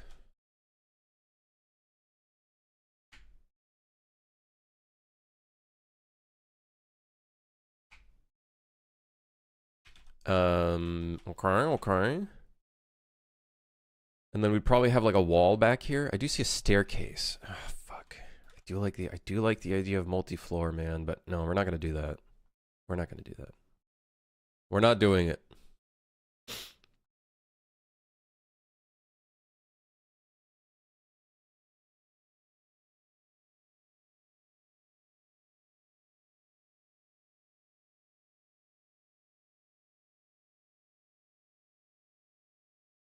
Let's get a feel for the space real quick.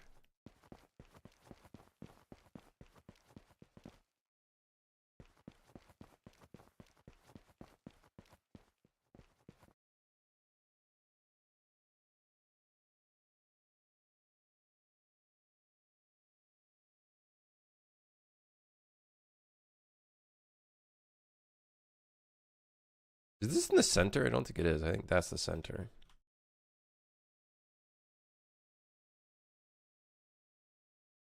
I think. Or maybe not. Maybe that is in the center.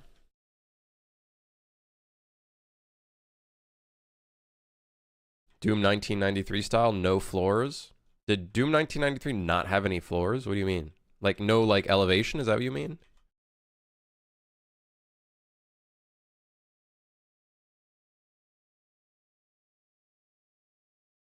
Which level are you working on right now? Tokyo Club. So we'll set this to brown text. Go, okay. I don't want this area to be too big. It's already kind of feeling pretty big. And like the dance floor is pretty fucking massive. We could deem this almost like no man's land. Almost. I'm actually gonna put the thing here. Because then the idea would be, this would be the center here.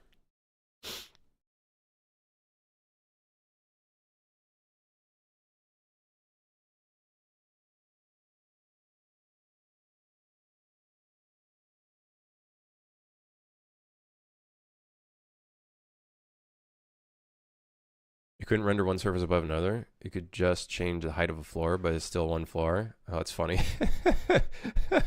That's kind of funny.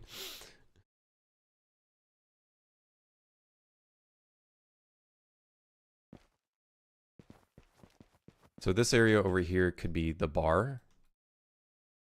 Actually, let's move this a couple. 1, 2, 1, 2. So now we have this space that's asymmetrical right here. We could give it a bit of a different color. We'll give these a different color, actually. Right? So that's the idea. This is kind of like the dance floorish area. Over here would be where we'd have the other stuff, which then means we'd probably want this space.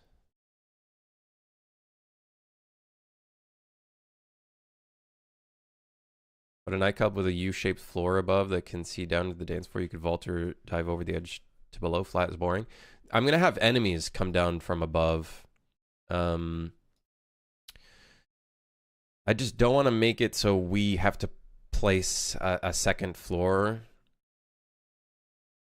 Because it just gets, like, it's going to be a lot to deal with. That's why I kind of have this, like, this area here, then we have an asymmetrical kind of thing here, and then we'll have like a kind of like restaurant-ish kind of, not really restaurant, but kind of like private-ish kind of area in that corner. But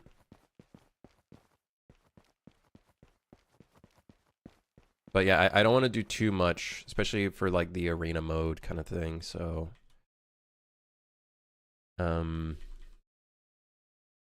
yeah, I don't know. Like, we could make it multi-floor, which would make it unique. Like, I'm gonna, like, let's be clear. I would love to do it. I would love to do it.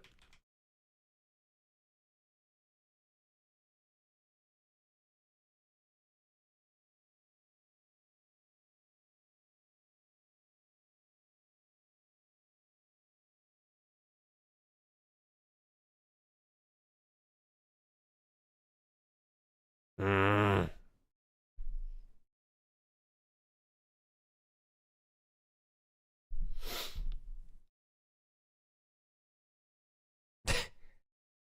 Ugh.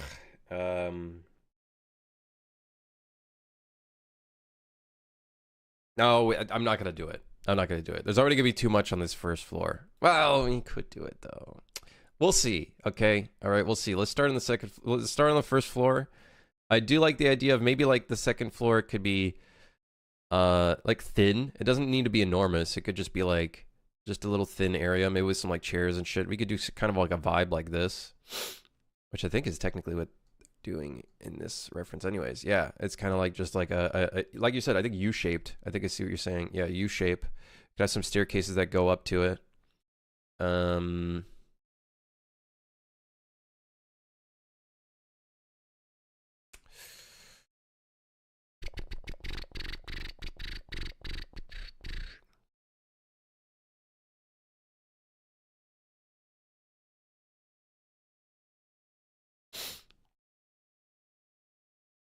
We could still do it. We could. It's not off the it's not off the paper. Do you have some Japanese themed assets? Not yet. I am going to be making some because there's going to be another level that's going to be more traditional kind of architecture as well. Traditional mixed in with like modern. So I might make something like this, and then instead of like the paper, it'll be like the wood and then concrete behind it. So kind of Scandinavian style, but within the realm of this kind of like structure, which I think should add a cool mix to everything. Mix in traditional with modern.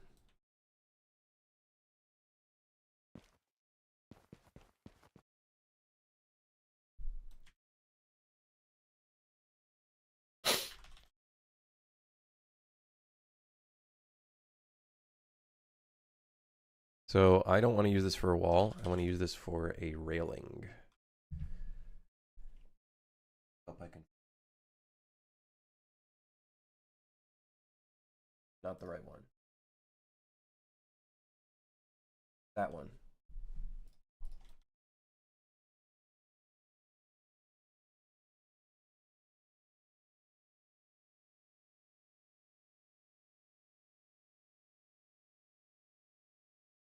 So if we, let's say we did want a staircase. I'd say we'd put it like over here, behind the DJ. There'd be a staircase behind the DJ. So I'm a little bit like this. Picturing something like this. Staircase up here, goes upstairs. Kind of deal. Maybe we have a staircase right here that goes up to there. Or maybe we'd put that somewhere else. I don't know.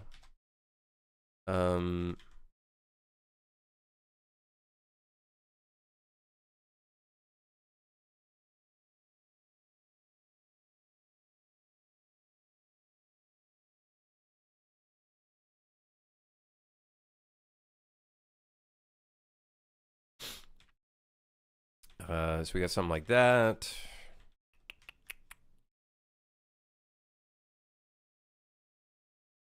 This we'd probably want like a railing back here as well. Let's do a similar thing over here.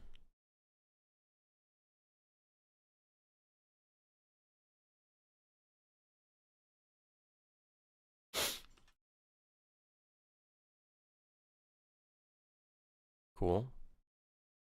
Actually, maybe we'd want a staircase here. Yeah.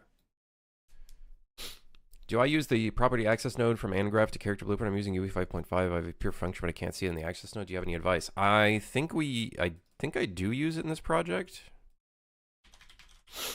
Pretty sure I do. Anim BP. Let me see. I'm pretty sure I do. I don't think for the player though. I think it's for the enemies. Let me see.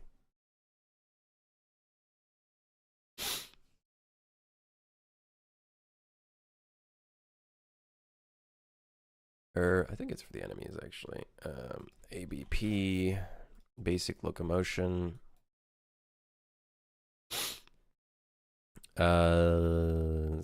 Oh yeah, right here we do property access, character grappled. So I'm guessing you're trying to find a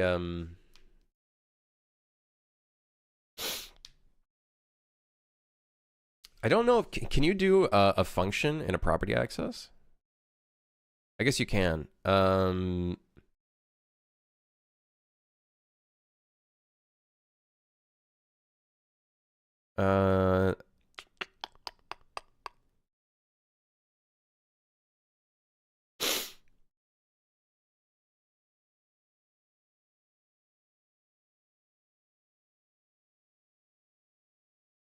I don't know. I've never done a function. I've always done variables.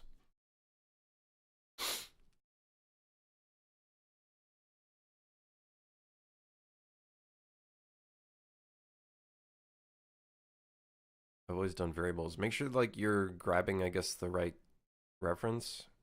This shit gets really confusing because it's like you have to go to the thing and then go through the thing and then go through like the entire like list.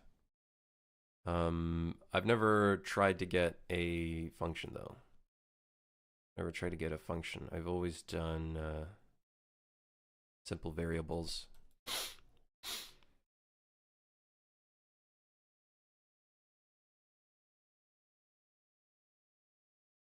Do I want to make it more round? I don't know. We could make some parts of it round.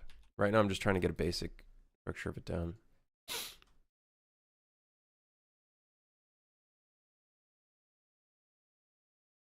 Oh yeah, I've never used and graph with a function. Never done that actually. Can you property access things that are not just booleans? Yeah, I guess you can, right? I think I just saw a few of them that were non-booleans. Yeah, vectors. Can you property access a float value?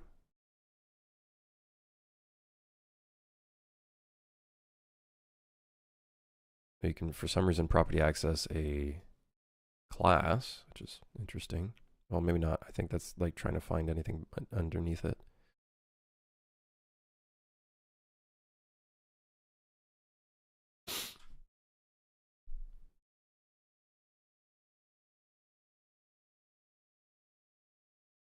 You can property access anything. I wish normal blueprints could use it.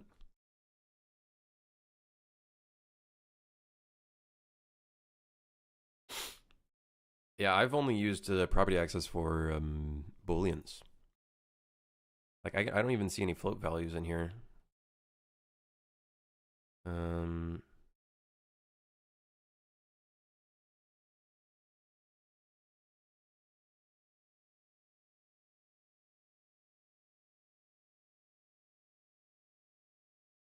Yeah, I don't know. I don't know. I've never tried to create a function to try to access it.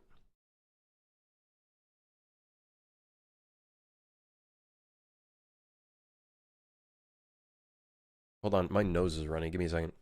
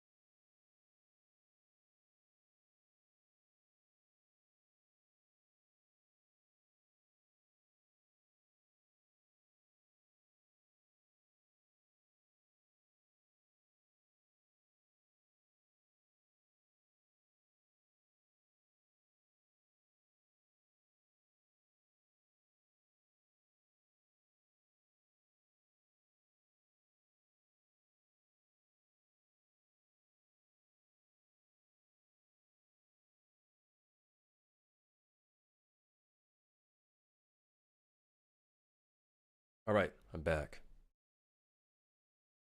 Yeah, while I was clearing my nose, I was actually going to ask if you have multiple outputs. Yeah, I don't know. It's that's a weird one. Maybe I don't know if you tried this. Try restarting the engine. I imagine you might have already tried that.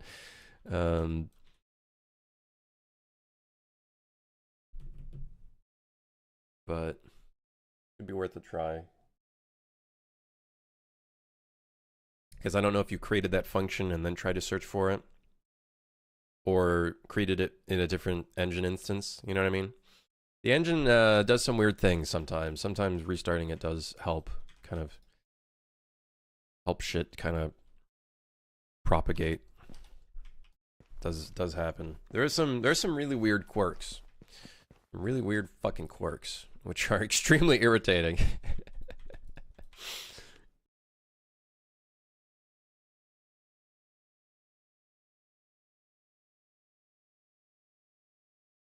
So here's my idea. This is actually going to be a bit larger.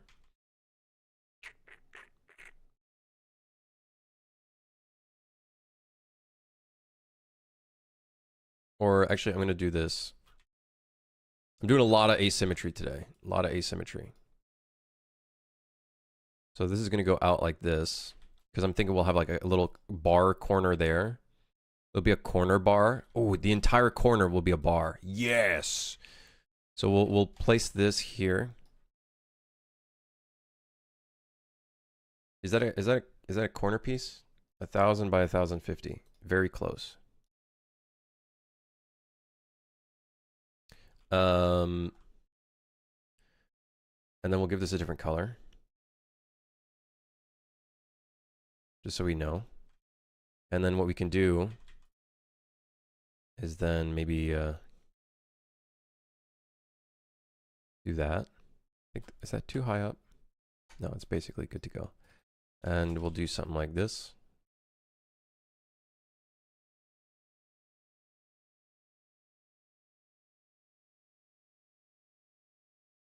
And then we'll place a big wall behind. 600 by 600, perfect.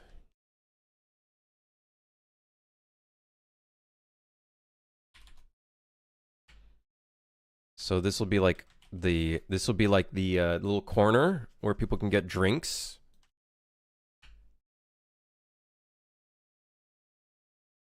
We might want to make this like a high table. I actually don't know. We'll see. We might put some like stools here, but then over here we're gonna do. Let me search up club meshes. We'll put these C booths, which we've used in a prior version of the game, but we're gonna use them again. And then these would look outside. These are kind of like the private fancy booths.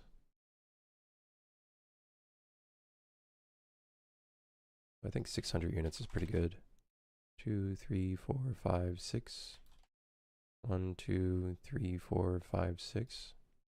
That seems really awfully close to.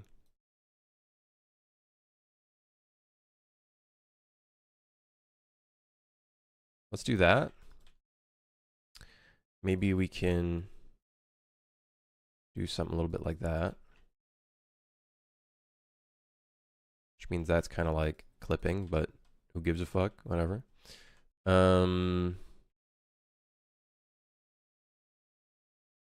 Gives a bit more space for everything. Cool. And then over here we'd have a big like glass window wall type thing.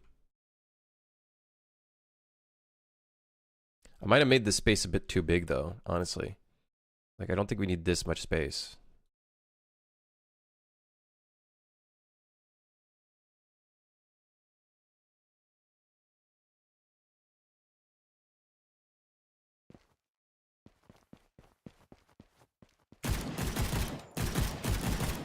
Okay, cool.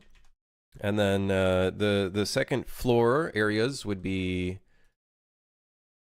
I want it to be like slightly inset, or not inset, but like slightly not like in line, but maybe like this. So then enemies that jump down, they'll jump down to this layer first. I'm having a rough time talking right now. Sure, we'll do something like that, which is actually perfect height because it lines up exactly with the 400 units. Would you fucking look at that? Although, I feel like it'd be kind of cool if it was a little higher up. But this would be cool if it goes like this. So they have open space here. And then this maybe is a second bar.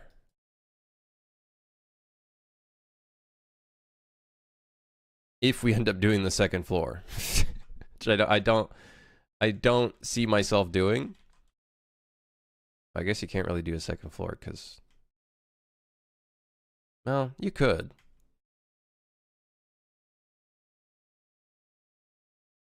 We might as well, honestly.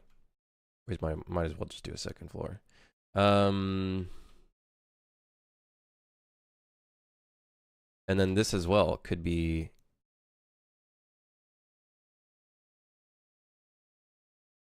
kind of cut off. Oh, I guess it just fills in the whole space. Maybe instead of a U, we don't even need to do a U. Well, I guess we could. This is a lot of space to fill in.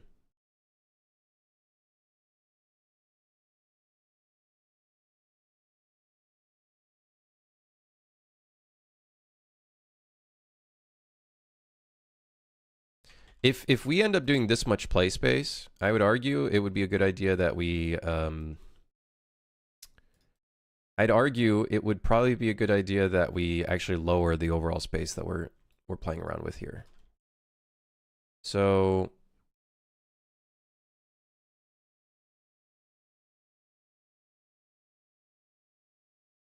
let's hide that real quick. Make sure we're probably going to need it, but let's do a few units that way.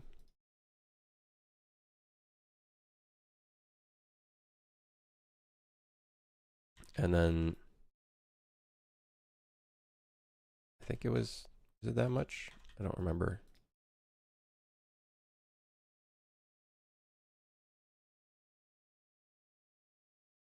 It was one more. No, it wasn't. What? Is that not 50 units? No. Oh, we're on 100. Oopsies.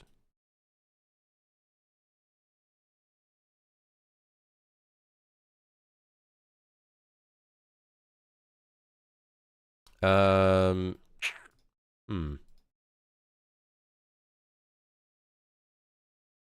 wouldn't mind this being a little bit larger. Okay, something like that. We got some clipping, but that's okay. We can fix that later. Not a problem right now, okay? Not a problem right now. So we do something like this.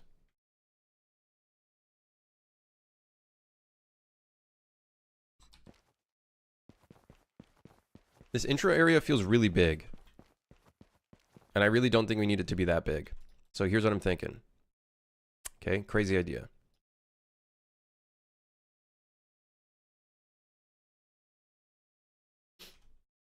We do a little like entrance that looks down into the thing. But let's do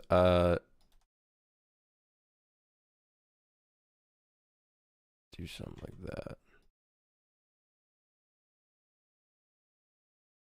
Cool. You know, Bruno, am I talking about Godot?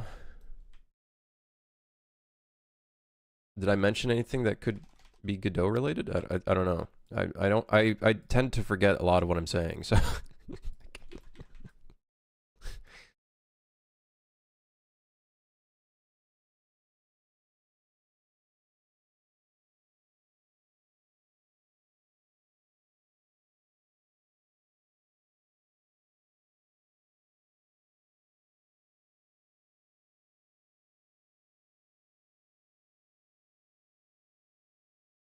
something like this.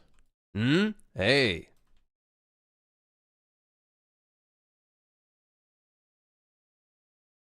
Godot. Godot. I don't know how to fucking pronounce it. You know, snorkel? Yeah, this could be kind of sick. We have like a little bit of just area here. And then we have a little bit of an area down here. Right? And then we can have a wall here. Yes. Yes. And then if we do want to make a U shape, we could still do that. Over here.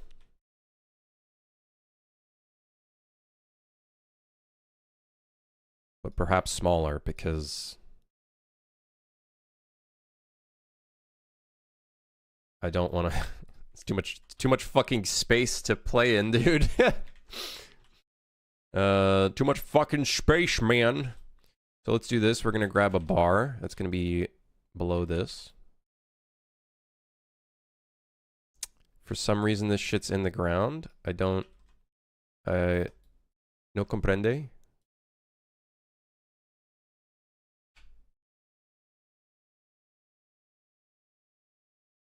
So this will be a bar that's in the wall, which I think should look pretty sick. So the second floor is basically going to be hidden to the player. It's essentially going to be hidden. Unless they go upstairs.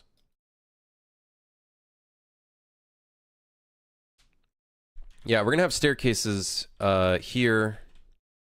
So this will actually have to lead there.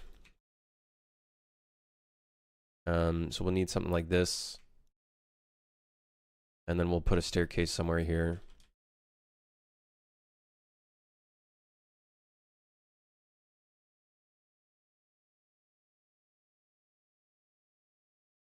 So this is the idea.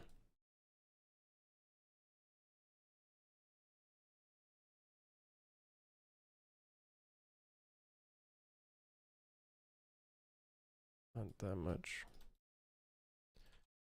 This is kind of like the idea here.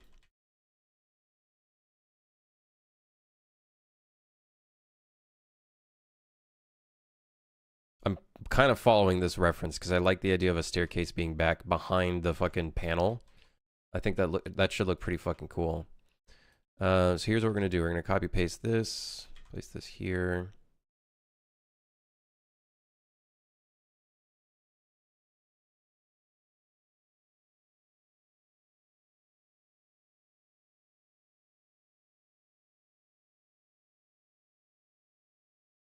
Of your editor wall / mesh builder, do you think PCG would help with this if / when you move to UE5? I don't think it would make too much of a difference. I think Geometry Script could help. I think Geometry Script could do a lot of stuff there. Like, you could build the wall dynamically, similar to how I'm doing right now, but then you could use Boolean operations for things like windows and doorways. The only problem is then now you're kind of like creating unique meshes for those specific pieces. But depending on the way that you're doing your level workflow, that could be perfectly fine. PCG probably wouldn't offer too much there, I think, in terms of the way that it's designed currently. Kind of cliche to go behind the DJ in a club scene. Perfect then, there you go. Perfection then. I guess that'll be the thing that makes this unique, is this club you can go... Like, in some of the clubs you do end up... well, kind of. You don't actually do end up doing multi-story, but this adds that kind of cool aspect to it. And then we're going to want a blockout railing.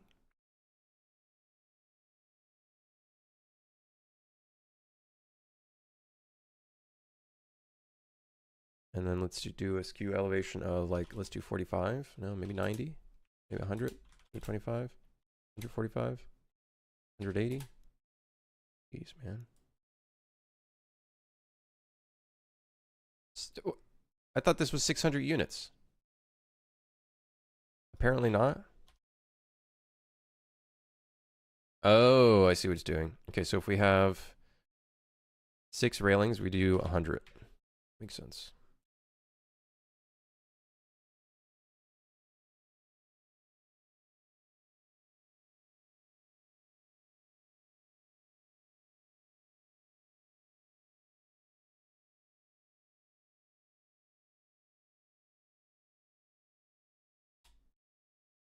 Skew elevation. Oh, this is 500Z. Okay, makes sense. We're getting somewhere. Let's actually make these open. Yeah. And then we're obviously going to want multiple places to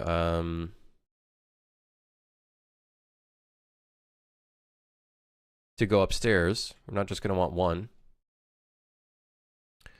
So we'll have this one, and then perhaps we can have one at the entrance.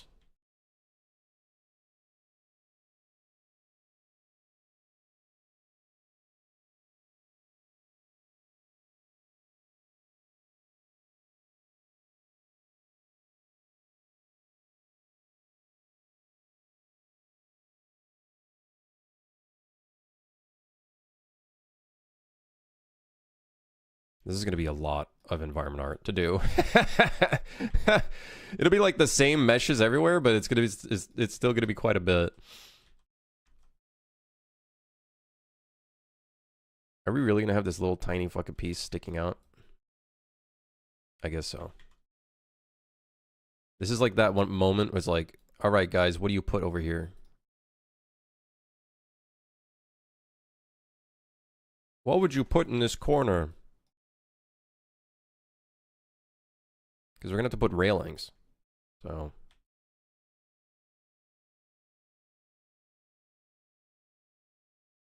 Okay, so we have 2 staircase entrances. I think we need a third one somewhere.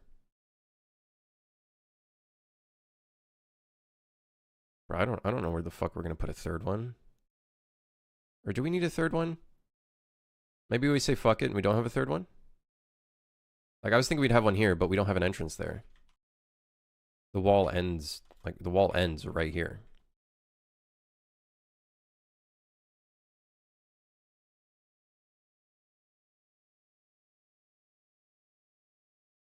This has a very interesting shape. It's got a lot of interesting shapes going for it, which I like. I do like that. I do like that aspect.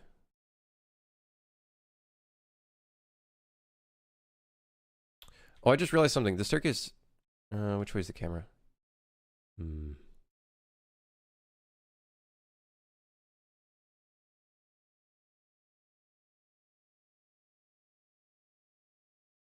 I was thinking of putting the staircase along the wall.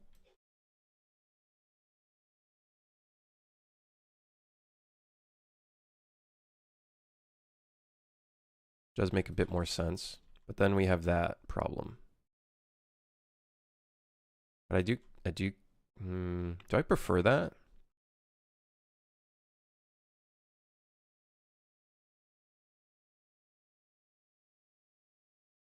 Because then it's like right up the fucking railing. No, let's do this. But maybe instead of along the wall, maybe we do that.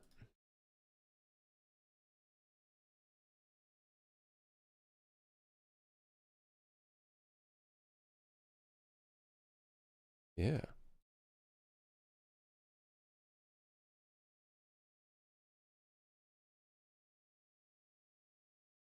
So I'm a little bit like that. That could look kind of sick. Making the environment is the fun part for me. Blocking out stage, I'm still getting used to. I don't think I like any. Like I've gotten more used to it. I've gotten better at it. I've gotten more comfortable with it for sure. But I would say I am still. I am not like into the level creation process as a whole. I would prefer trying to solve problems with like gameplay and stuff like that. I'd prefer doing that.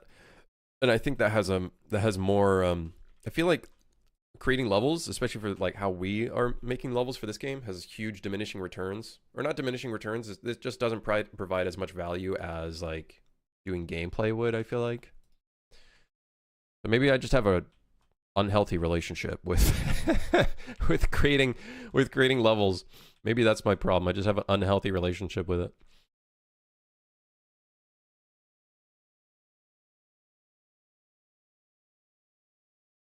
You know what we should do? We should make it so this actually extends a bit further. So there's like a little bit of an entrance. Albeit, I don't think they would actually have that in a club, but for the purposes of movement, I'm just going to add like a little bit of an entrance in here.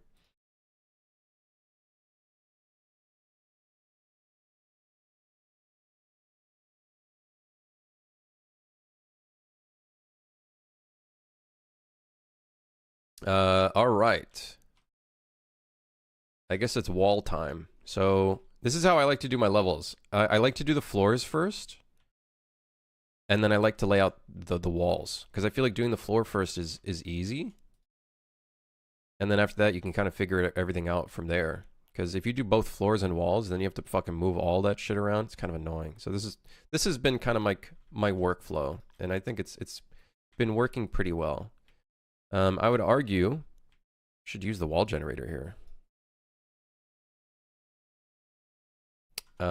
Because we fucking might as well, because it's essentially going to give us the same result either way.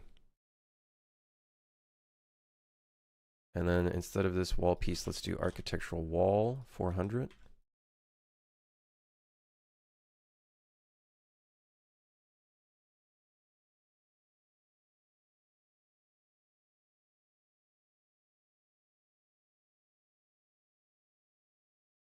Okay. Why can't it snap?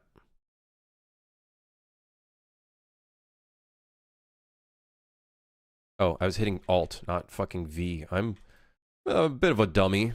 A bit of a dummy. This is also not 400 units, but that's okay. The other one is 400 units, so it's not a big deal. So this is kind of like the idea we're going for here. Yeah, exactly, Slipper. I agree. Now, don't get me wrong. It is satisfying when you start seeing an environment come together. It just takes such a long time to get to that point.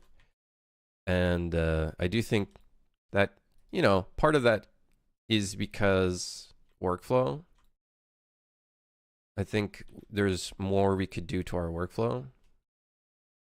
Yeah, Punky, dude, I'm telling you, if I didn't have this fucking stupid wall generator, this amazing wall generator, I'd be dealing with the stupid way of doing levels, which is like copy pasting everything. Never again am I ever doing a workflow where I'm just using a modular kit and then having to do like everything traditionally in the sense of like copy pasting everything everywhere. Never again. I'm never succumbing myself to that again.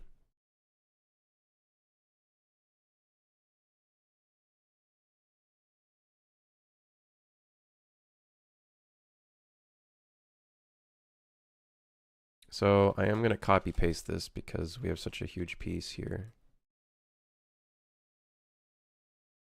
There's a lot of things I can improve on this wall generator though. Like, don't get me wrong, there are tons of things I can improve on it that I've learned. Making it work off of integers rather than float values is a big one because we have a lot of float precision error issues, which is really annoying. But it is what it is, I guess. I can draw stick figures. Yeah, I can't do concept art. I can't do concept art. Don't even fucking ask me to do concept art. It would not go well. So I guess the idea here with this opening here is we would reveal that you're actually on a like in a high rise. The nightclub's inside of a high rise. So we'd probably want this entire thing to just be one big open thing of glass. I think that looks sick.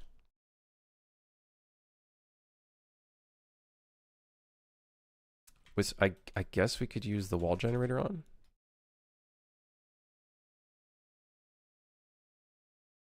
Also zero the pivots here.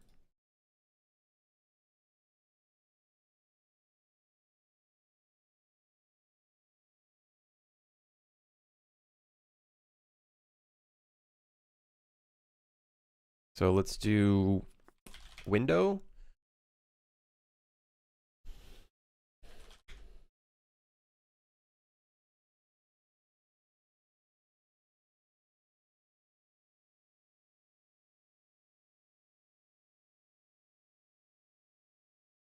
Should we do this and then have like a concrete trim? I don't think so. I think that looks cheap.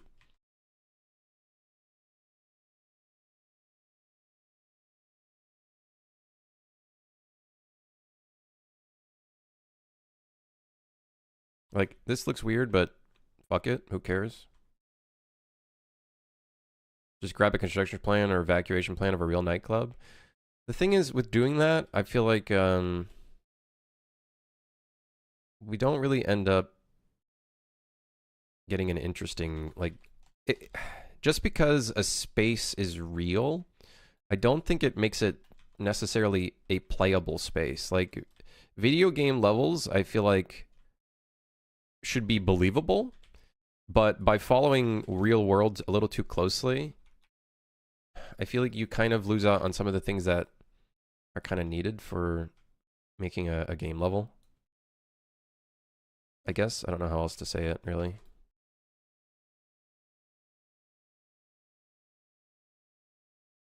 I'm just gonna move that all the way up. Fuck it.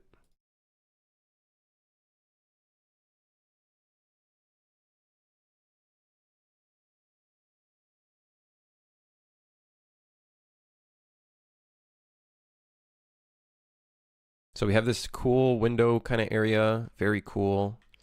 We could do another window area right here. I think that could be kind of sick.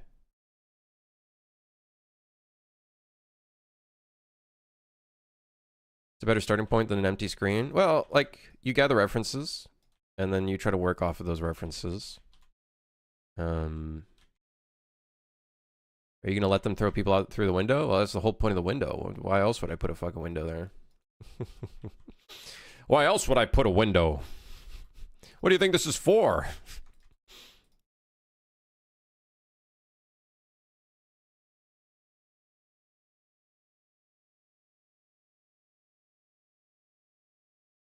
I wouldn't put a glass window here without making it so you could throw fuckers out of it.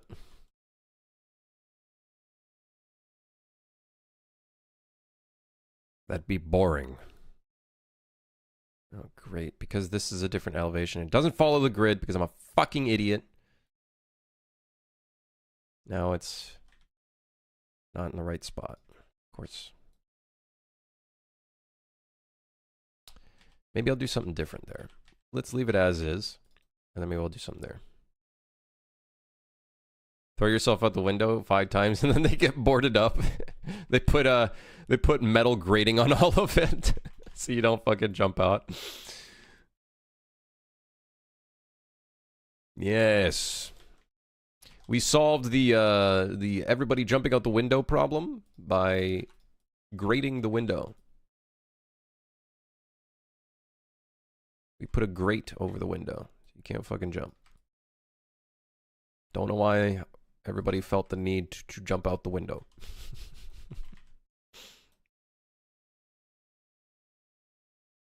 Okay, then we have this second floor.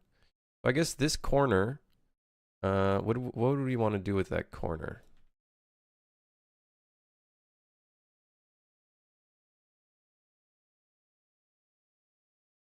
We could, like, connect the pathways. Nah, I kind of like the fact that it's cut off. Like, if you get stuck over here, you'd have to jump out into the club area. I really like how asymmetrical this level is. It's kind of fucking wild. It's a bit of a wild level.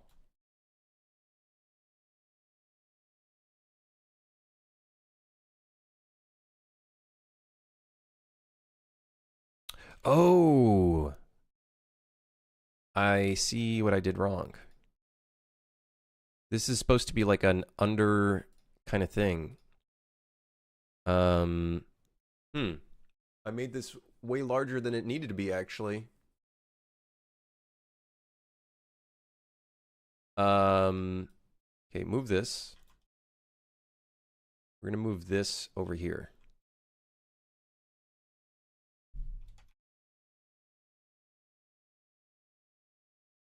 Which is kind of perfect for us.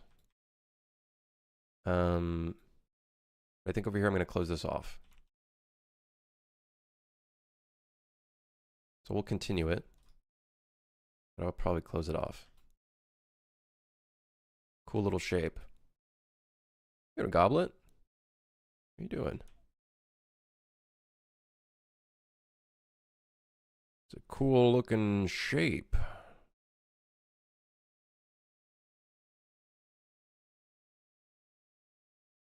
I might have to remove some of the glass windows. We'll see what we end up doing there.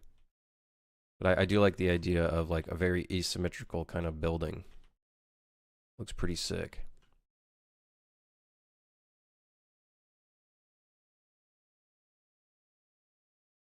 Yes. Very cool. Very cool.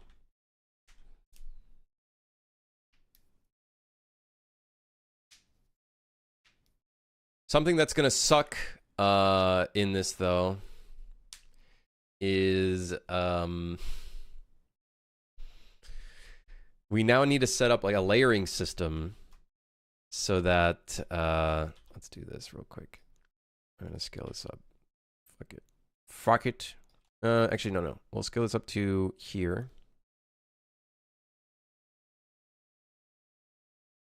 And then let's do something interesting here.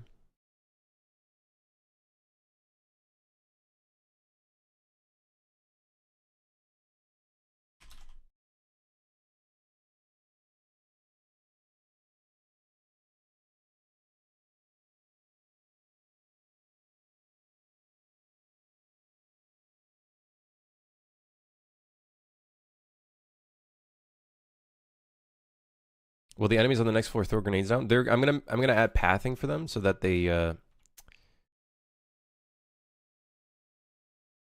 so they jump down.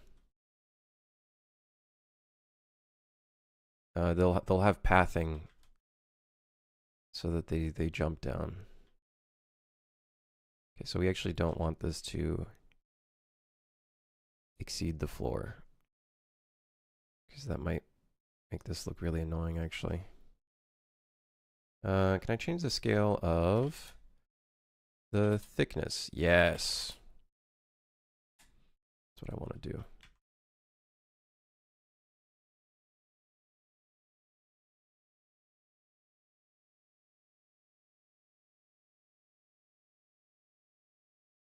I don't know if that's gonna matter. Like, I don't know if that'll matter. Like, this hole here, like, let's just do this.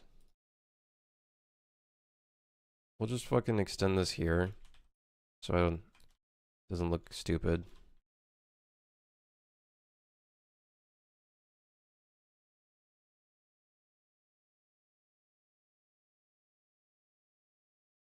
Sure.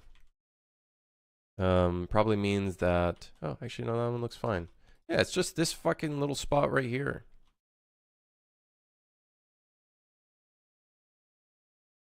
Honestly, dude, just scale it up. Fuck it. Oh. Uh-oh. Our bar is... guys, our bar... Our bar seems to be outside of the bounds of the space. Let's go ahead and just fix that real quick. It's a little problematic, but don't worry. Nothing we can't fix. I wouldn't mind doing... nah, fuck it. I'm gonna make my life easier. I'm not gonna overcomplicate my life. Something I'm seeing now, because we did that, is I am seeing the shadow clipping through the floor. Not a great thing to see. We'll look into that. You've recently purchased the blockout tools plugin to solve some of your layout / prototyping. I've had blockout tools for a little while now. I've had it for a little while now, like maybe a year or two now, maybe longer. But I use blockout tools with a like blockout meshes asset, and then I use my own kind of like tool that I created as well. And combining all of those definitely results in a much nicer like result. I think for the purpose of this level, I actually think it'd be easier for us to not have light source, because it's going to be nighttime anyways.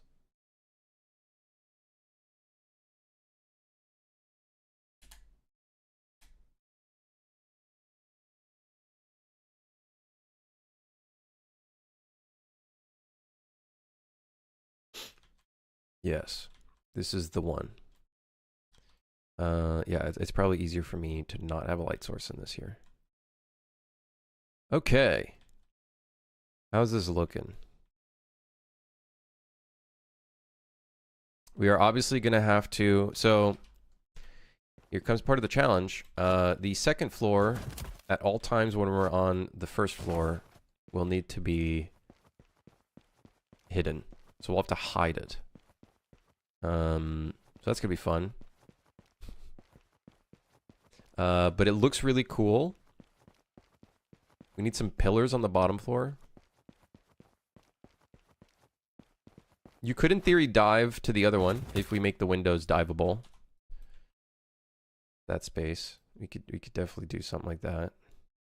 Honestly, we should just fucking close this off like this, so I don't have to deal with this bullshit. There you go. Problem solved. Although I really don't like how it connects. I really don't like it.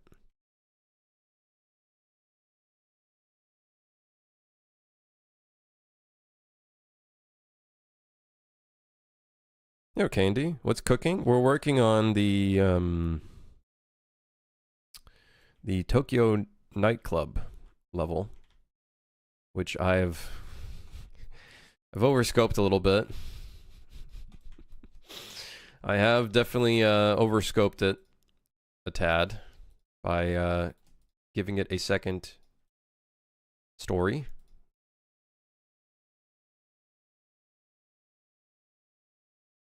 I don't want to group it, actually. I want to put it in a folder. Call it second floor.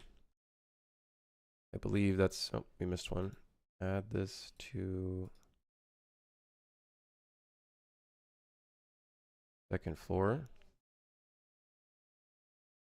So this is what it would look like when you're just playing the game. Now, these walls being inconsistent, we would want to fix that, I think, for sure.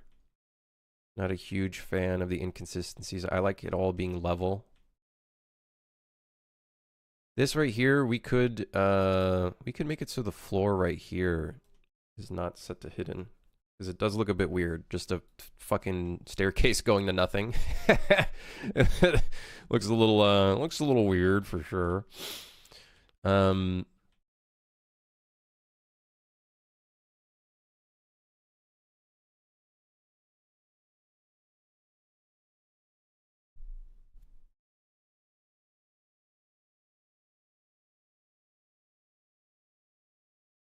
Yeah, I think I do know some things that we could do to fix this. I don't like how the second floor, I think the walls should only go up to where the ceiling is. And then the second floor should be like its own kind of material or something there to indicate that there's a second story. I think that would be really important. So this, for example, this wall should be set to 1. And then the other section should be something else. So this here, we could just raise it up.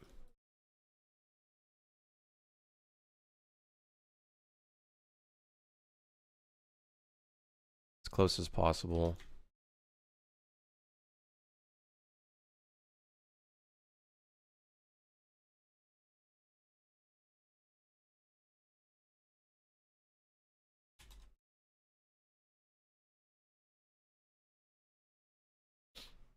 Which version of UE do I use? This is 4.26, I believe. There we are. 4.26. We're going to set that to 1. So by doing this, we keep everything consistent. I think also maybe the glass should be consistent, but I'll look at that later, perhaps. The last stable build. The last fully stable build, I would argue, but you just got to find a UE5 version that works for you. I've heard so many varying levels of success for people in UE5, so how annoying would it be to update to UE5? It probably wouldn't be that annoying. I can't foresee what kind of problems players might encounter. Like compatibility issues, all these problems that... Oh, this is kind of annoying. It's like a little higher above, but it makes sense. There could be tons of problems that I can't foresee, so I would rather just fucking avoid it, to be honest. I'm still getting errors or problems in UE5. Yeah, it's probably gonna happen for until like probably 2026, to be honest. Unless Epic doesn't get their shit together and they just keep working on features rather than like working on the stability, which then at that point they're just kind of digging their own fucking hole. So I don't know. But as far as I can tell, I think they're going to be working on stability and whatnot. Because they said they're going to be focusing more on game dev stuff, right? I need to see a quote for that. Someone told me that in Twitch chat, which I wouldn't doubt. It made sense to me because you have all these game companies that are switching over to Unreal, so I could see Epic focusing more of their efforts on that rather than virtual production all the time. Because there was a moment where it's like you could tell like there's a lot more efforts going into virtual production and whatnot. So, is he aware the gameplay videos are looping on screen? Yes. Yeah, because me doing this level design stuff is probably boring as balls.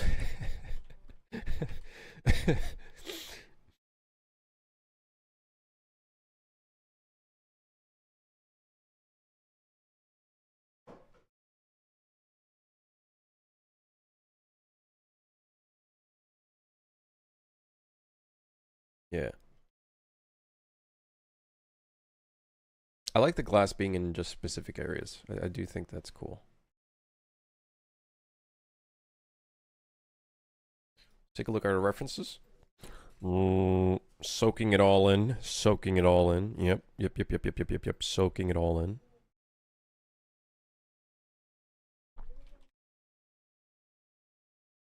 Yes.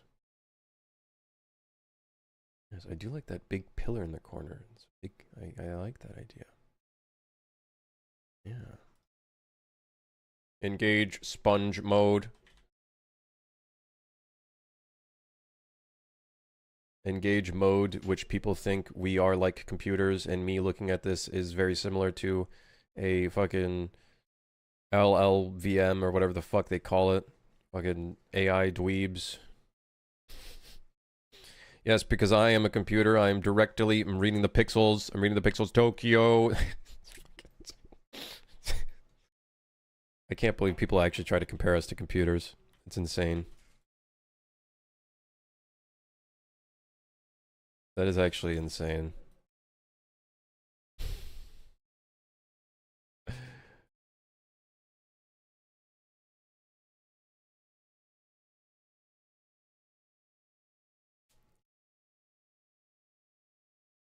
More than 10 functions, different settings, and still can't find them in the property access. No, maybe it's time to go back to UE 4.27. Yeah, I don't know. That's a weird one.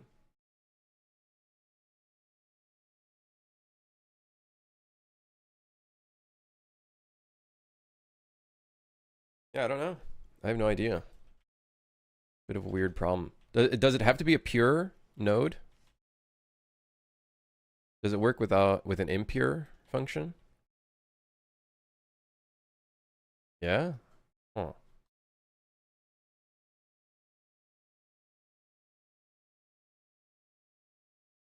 I don't know. I've never encountered that issue. Okay, so let's we can test if this shit works. Hide. Hide.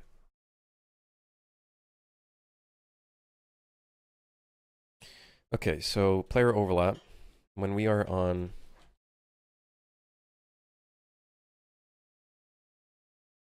the second floor, we are going to want to hide the bottom floor. Anytime the player is inside of this box,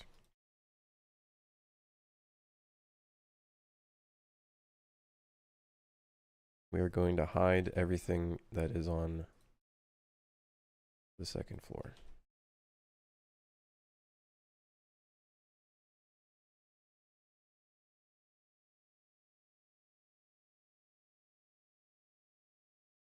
So let me double check this. Probably want to overlap the floors. Okay. Hide enemies as well. Do we want to hide enemies?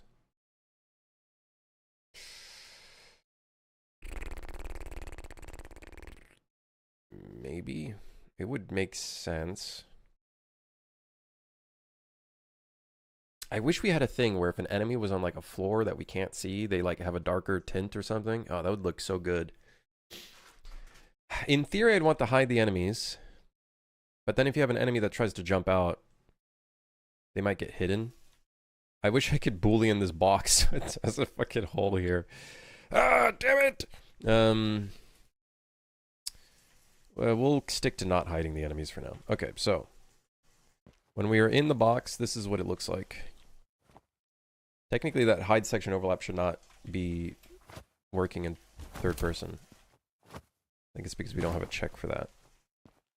The staircase is being added to that list. We do not want it to be a part of that list. So actors to ignore. 1, 2, 3, 4.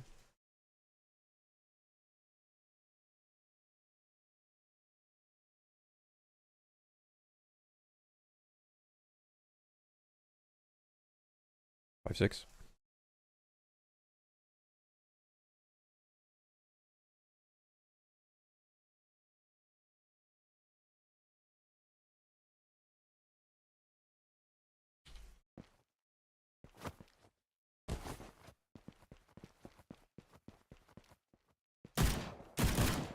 Okay, it is not hiding the windows. Interesting.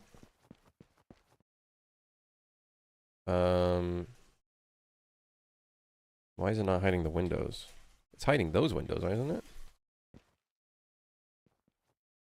No, it's not. The fuck? It's hiding everything but those windows.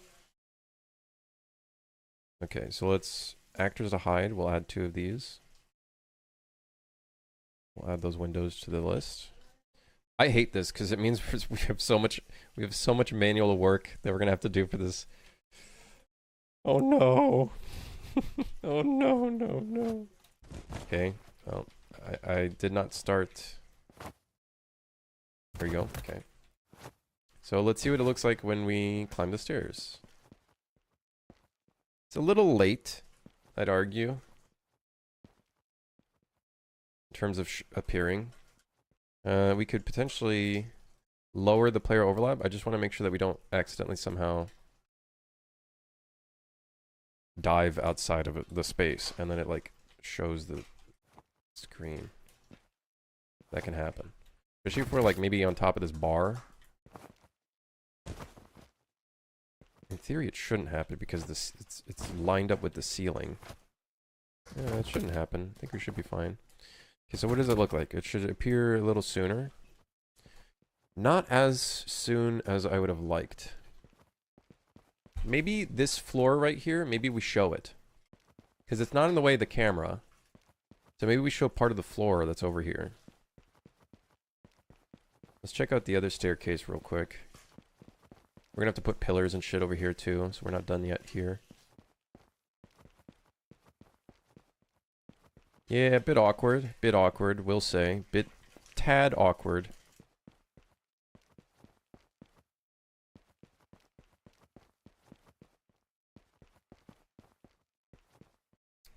Let's see, that's one piece, and then that's one piece. I would argue these floors right here, we could make these visible.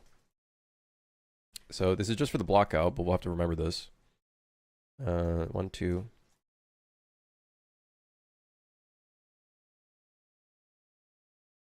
I want to see what it would look like in play. That's like the goal of this, is to see like, does it get in the way of the camera, stuff like that. It's not like... it's pretty bad. You know, it's pretty bad, actually.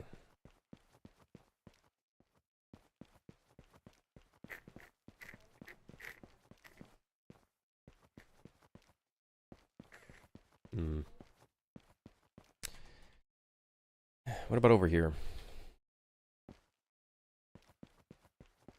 It's like in line with the wall, so I think this one's fine.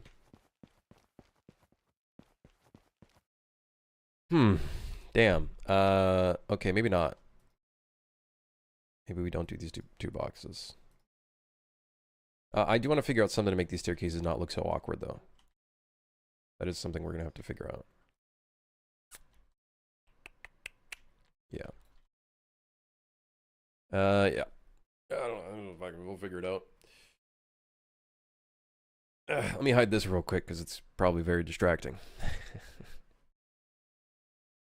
All right. Well, okay, we're getting some progress on this level. Let's get some pillars up in here.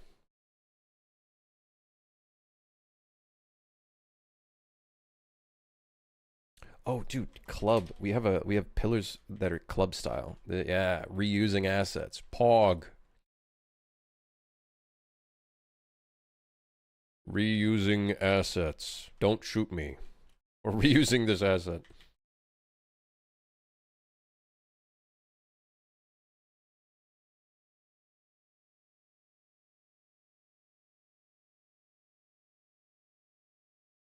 One, two, three, four, five, six. 1, 2, 3, 4, 5, 6. 1, 2, 3, 4, 5, 6. 1, 2, 3, 4, 5. Oh shit. um, we're gonna have some irregularities. We're gonna move that one a little bit. We're gonna move this one a little bit. You know, just you know, it's a man-made structure. You know, it's got some. It's not. It's by no means perfect. You know, it's by no means a perfect building. No one ever said it was.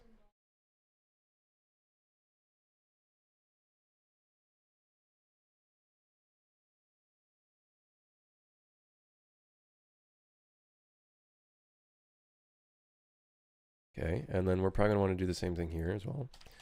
1, 2, 3, 4, 5, 6. 1, 2, 3, 4, 5, 6. I think for the purposes of this entrance area, it'd be cool if it is actually staggered. Okay, cool. And then 1, 2, 3, 4, 5, 6. We probably don't need that pillar there, but I'm gonna put it there because I can. Okay, perfect. The pillars aren't being set to hidden. Thank goodness. Okay, here's my problem. The pillars are really close to the edge. Don't like that. Don't like that.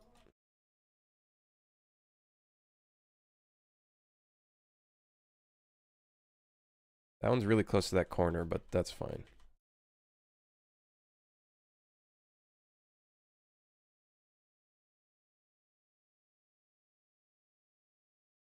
Dude, working on 2 fucking stories is gonna be quite the pain in the dick. Quite the dick punch. Okay, that's enough space, I think. Still a bit tight, but enough space to work with.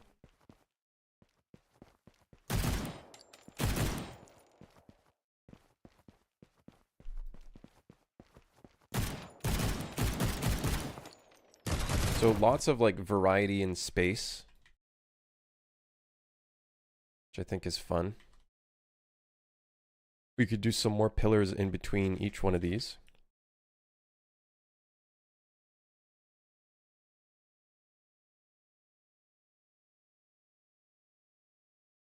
That kind of staggers this as well.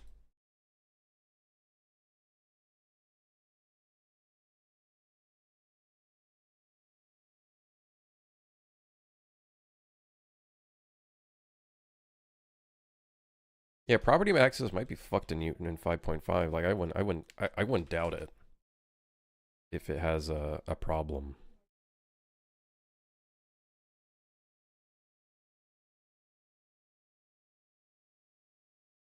Would not doubt it.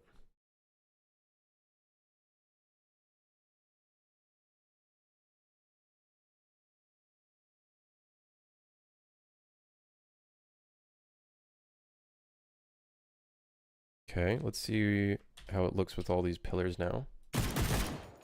We want cover, but we don't want too much cover. Yeah, that might be a bit too much. Maybe we want a different pillar for these ones over here. Like these we might want like a different kind of thing going on for it.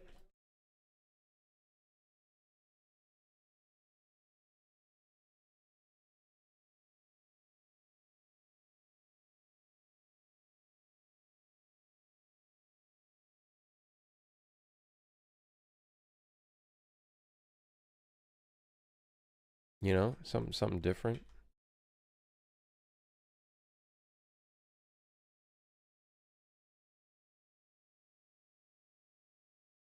One, two, one, two, one, two.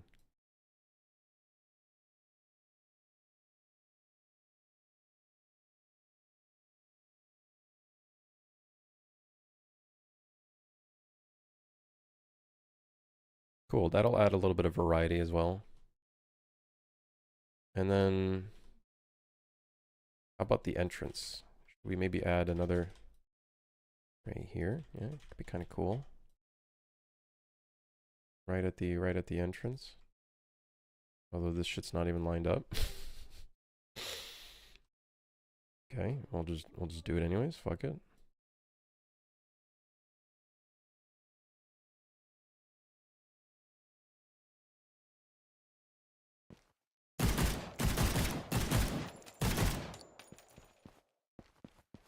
Okay, this will allow us to put some some stuff here. Allow us to put some stuff here. This will be the DJ kind of center. It's a big level. So you can really choose where you want to play in this arena level, honestly. You have a lot of you have a lot of space in terms of choosing how you want to play in this area. This will probably close it up a little bit. We'll do a little bit more of something like this. I think this will look kind of sick. Maybe a bit more open kind of sections. I think that'll look kind of cool.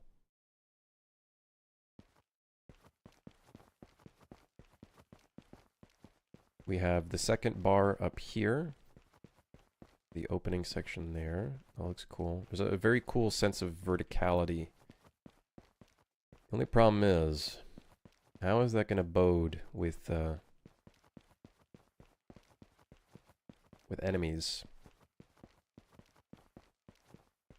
How will that bode with enemies?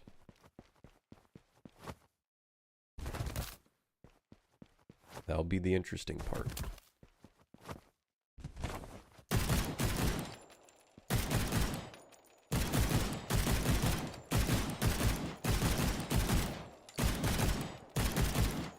This will be fine, because the elevation's not too drastic, but trying to shoot an enemy on the second floor... We might want to hide the enemies on the second floor. I'm just curious, if they were to drop down from here, are they going to be, like, hidden up until they, like, leave the zone? That's something I'm a little concerned about. That's going to be problematic. But, cool, man. Very cool structure. Very asymmetrical. I vibe with it.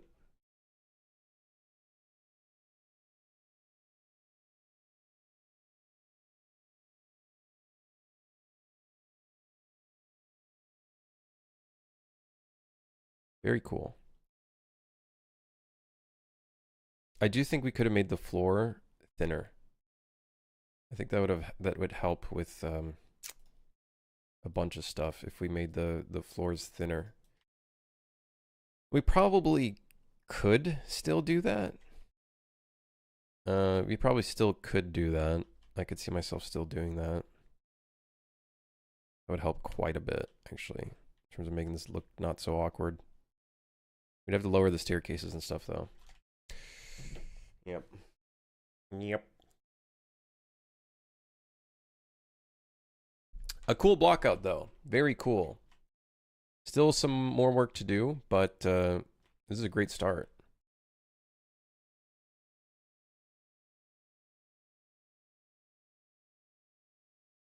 Don't ban me for suggesting 2 floors. No, I like the idea. I like the idea. It's a little bit more work, but I think it's worth the additional work involved.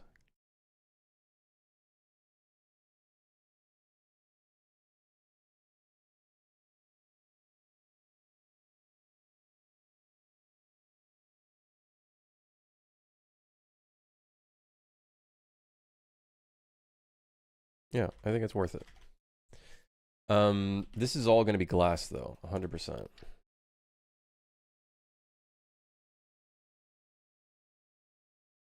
I'd love to make it destructible glass. Actually, would it be glass? Yeah, I think we're going to do glass.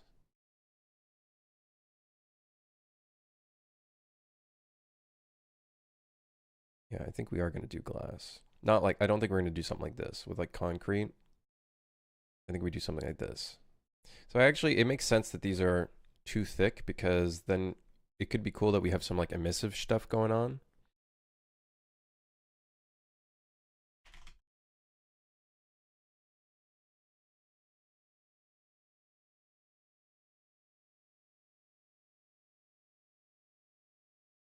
I guess we'll use this breakable car glass, even though I think the material is too fucking fancy.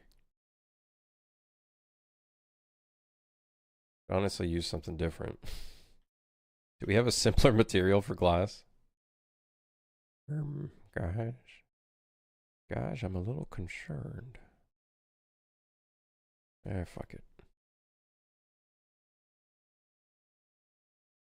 Actually, yeah, we are going to use something different. Just because it's not very easy to see.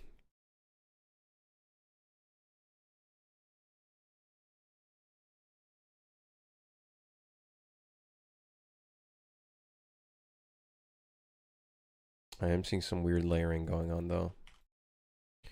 Larry!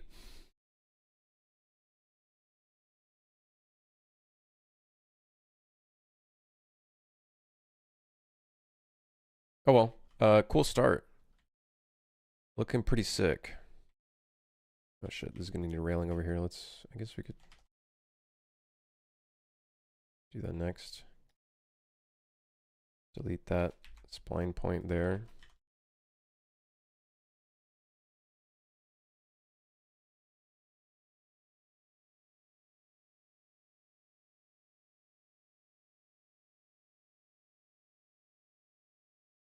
Er?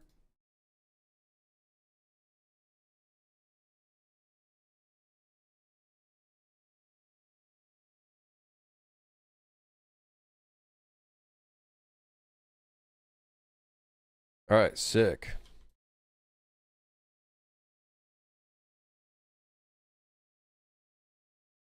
Cool. Alright. I'm gonna call it here though, because I got a bunch of contract work I need to do. Oh shit, wait, hold on. We still got a few I got a few I just want to put these in just so it's done. These little railings, just so it kind of looks somewhat put together.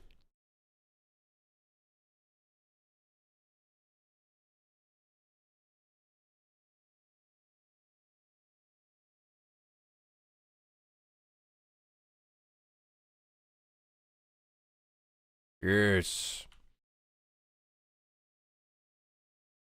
Was Scythe the hammer-like tool you were talking about the other day? I think it was. I think so. Did we talk about it yesterday? Or maybe, yeah, the other day, I guess, yeah. We probably did. But I don't think Scythe is hammer-like. I think it's more like Call of Duty editor-esque. I think that's its intention. Oh, you're probably maybe you're talking about mesh tools, K&D. That might be mesh tools. That one's source-like in some way, because it has like the hot spotting tool and stuff. Is that the one you're talking about?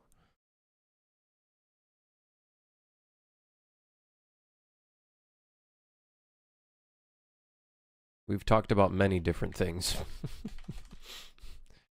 I don't know anymore.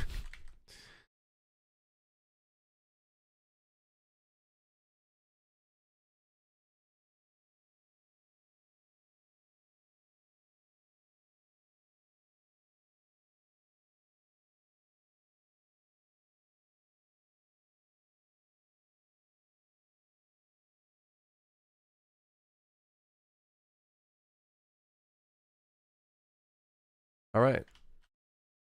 That looks cool. Pretty cool. Not necessarily the glass material I like. I also don't like the gaps in between. And I don't know. I actually don't know if I can change that in my tool. Oh, That's not good.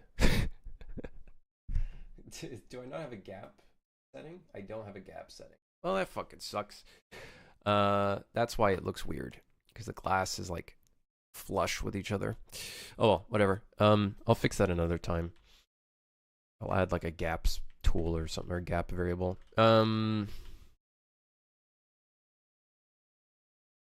Cool. I'll see you guys. Potentially on Monday, I think. I don't know. We will see.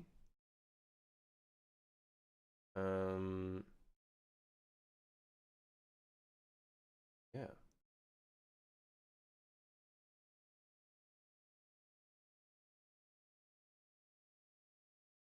I actually have a meeting right now. I'll see you guys. I'll see you guys on Monday. Goodbye. I got a meeting. Goodbye. I forgot.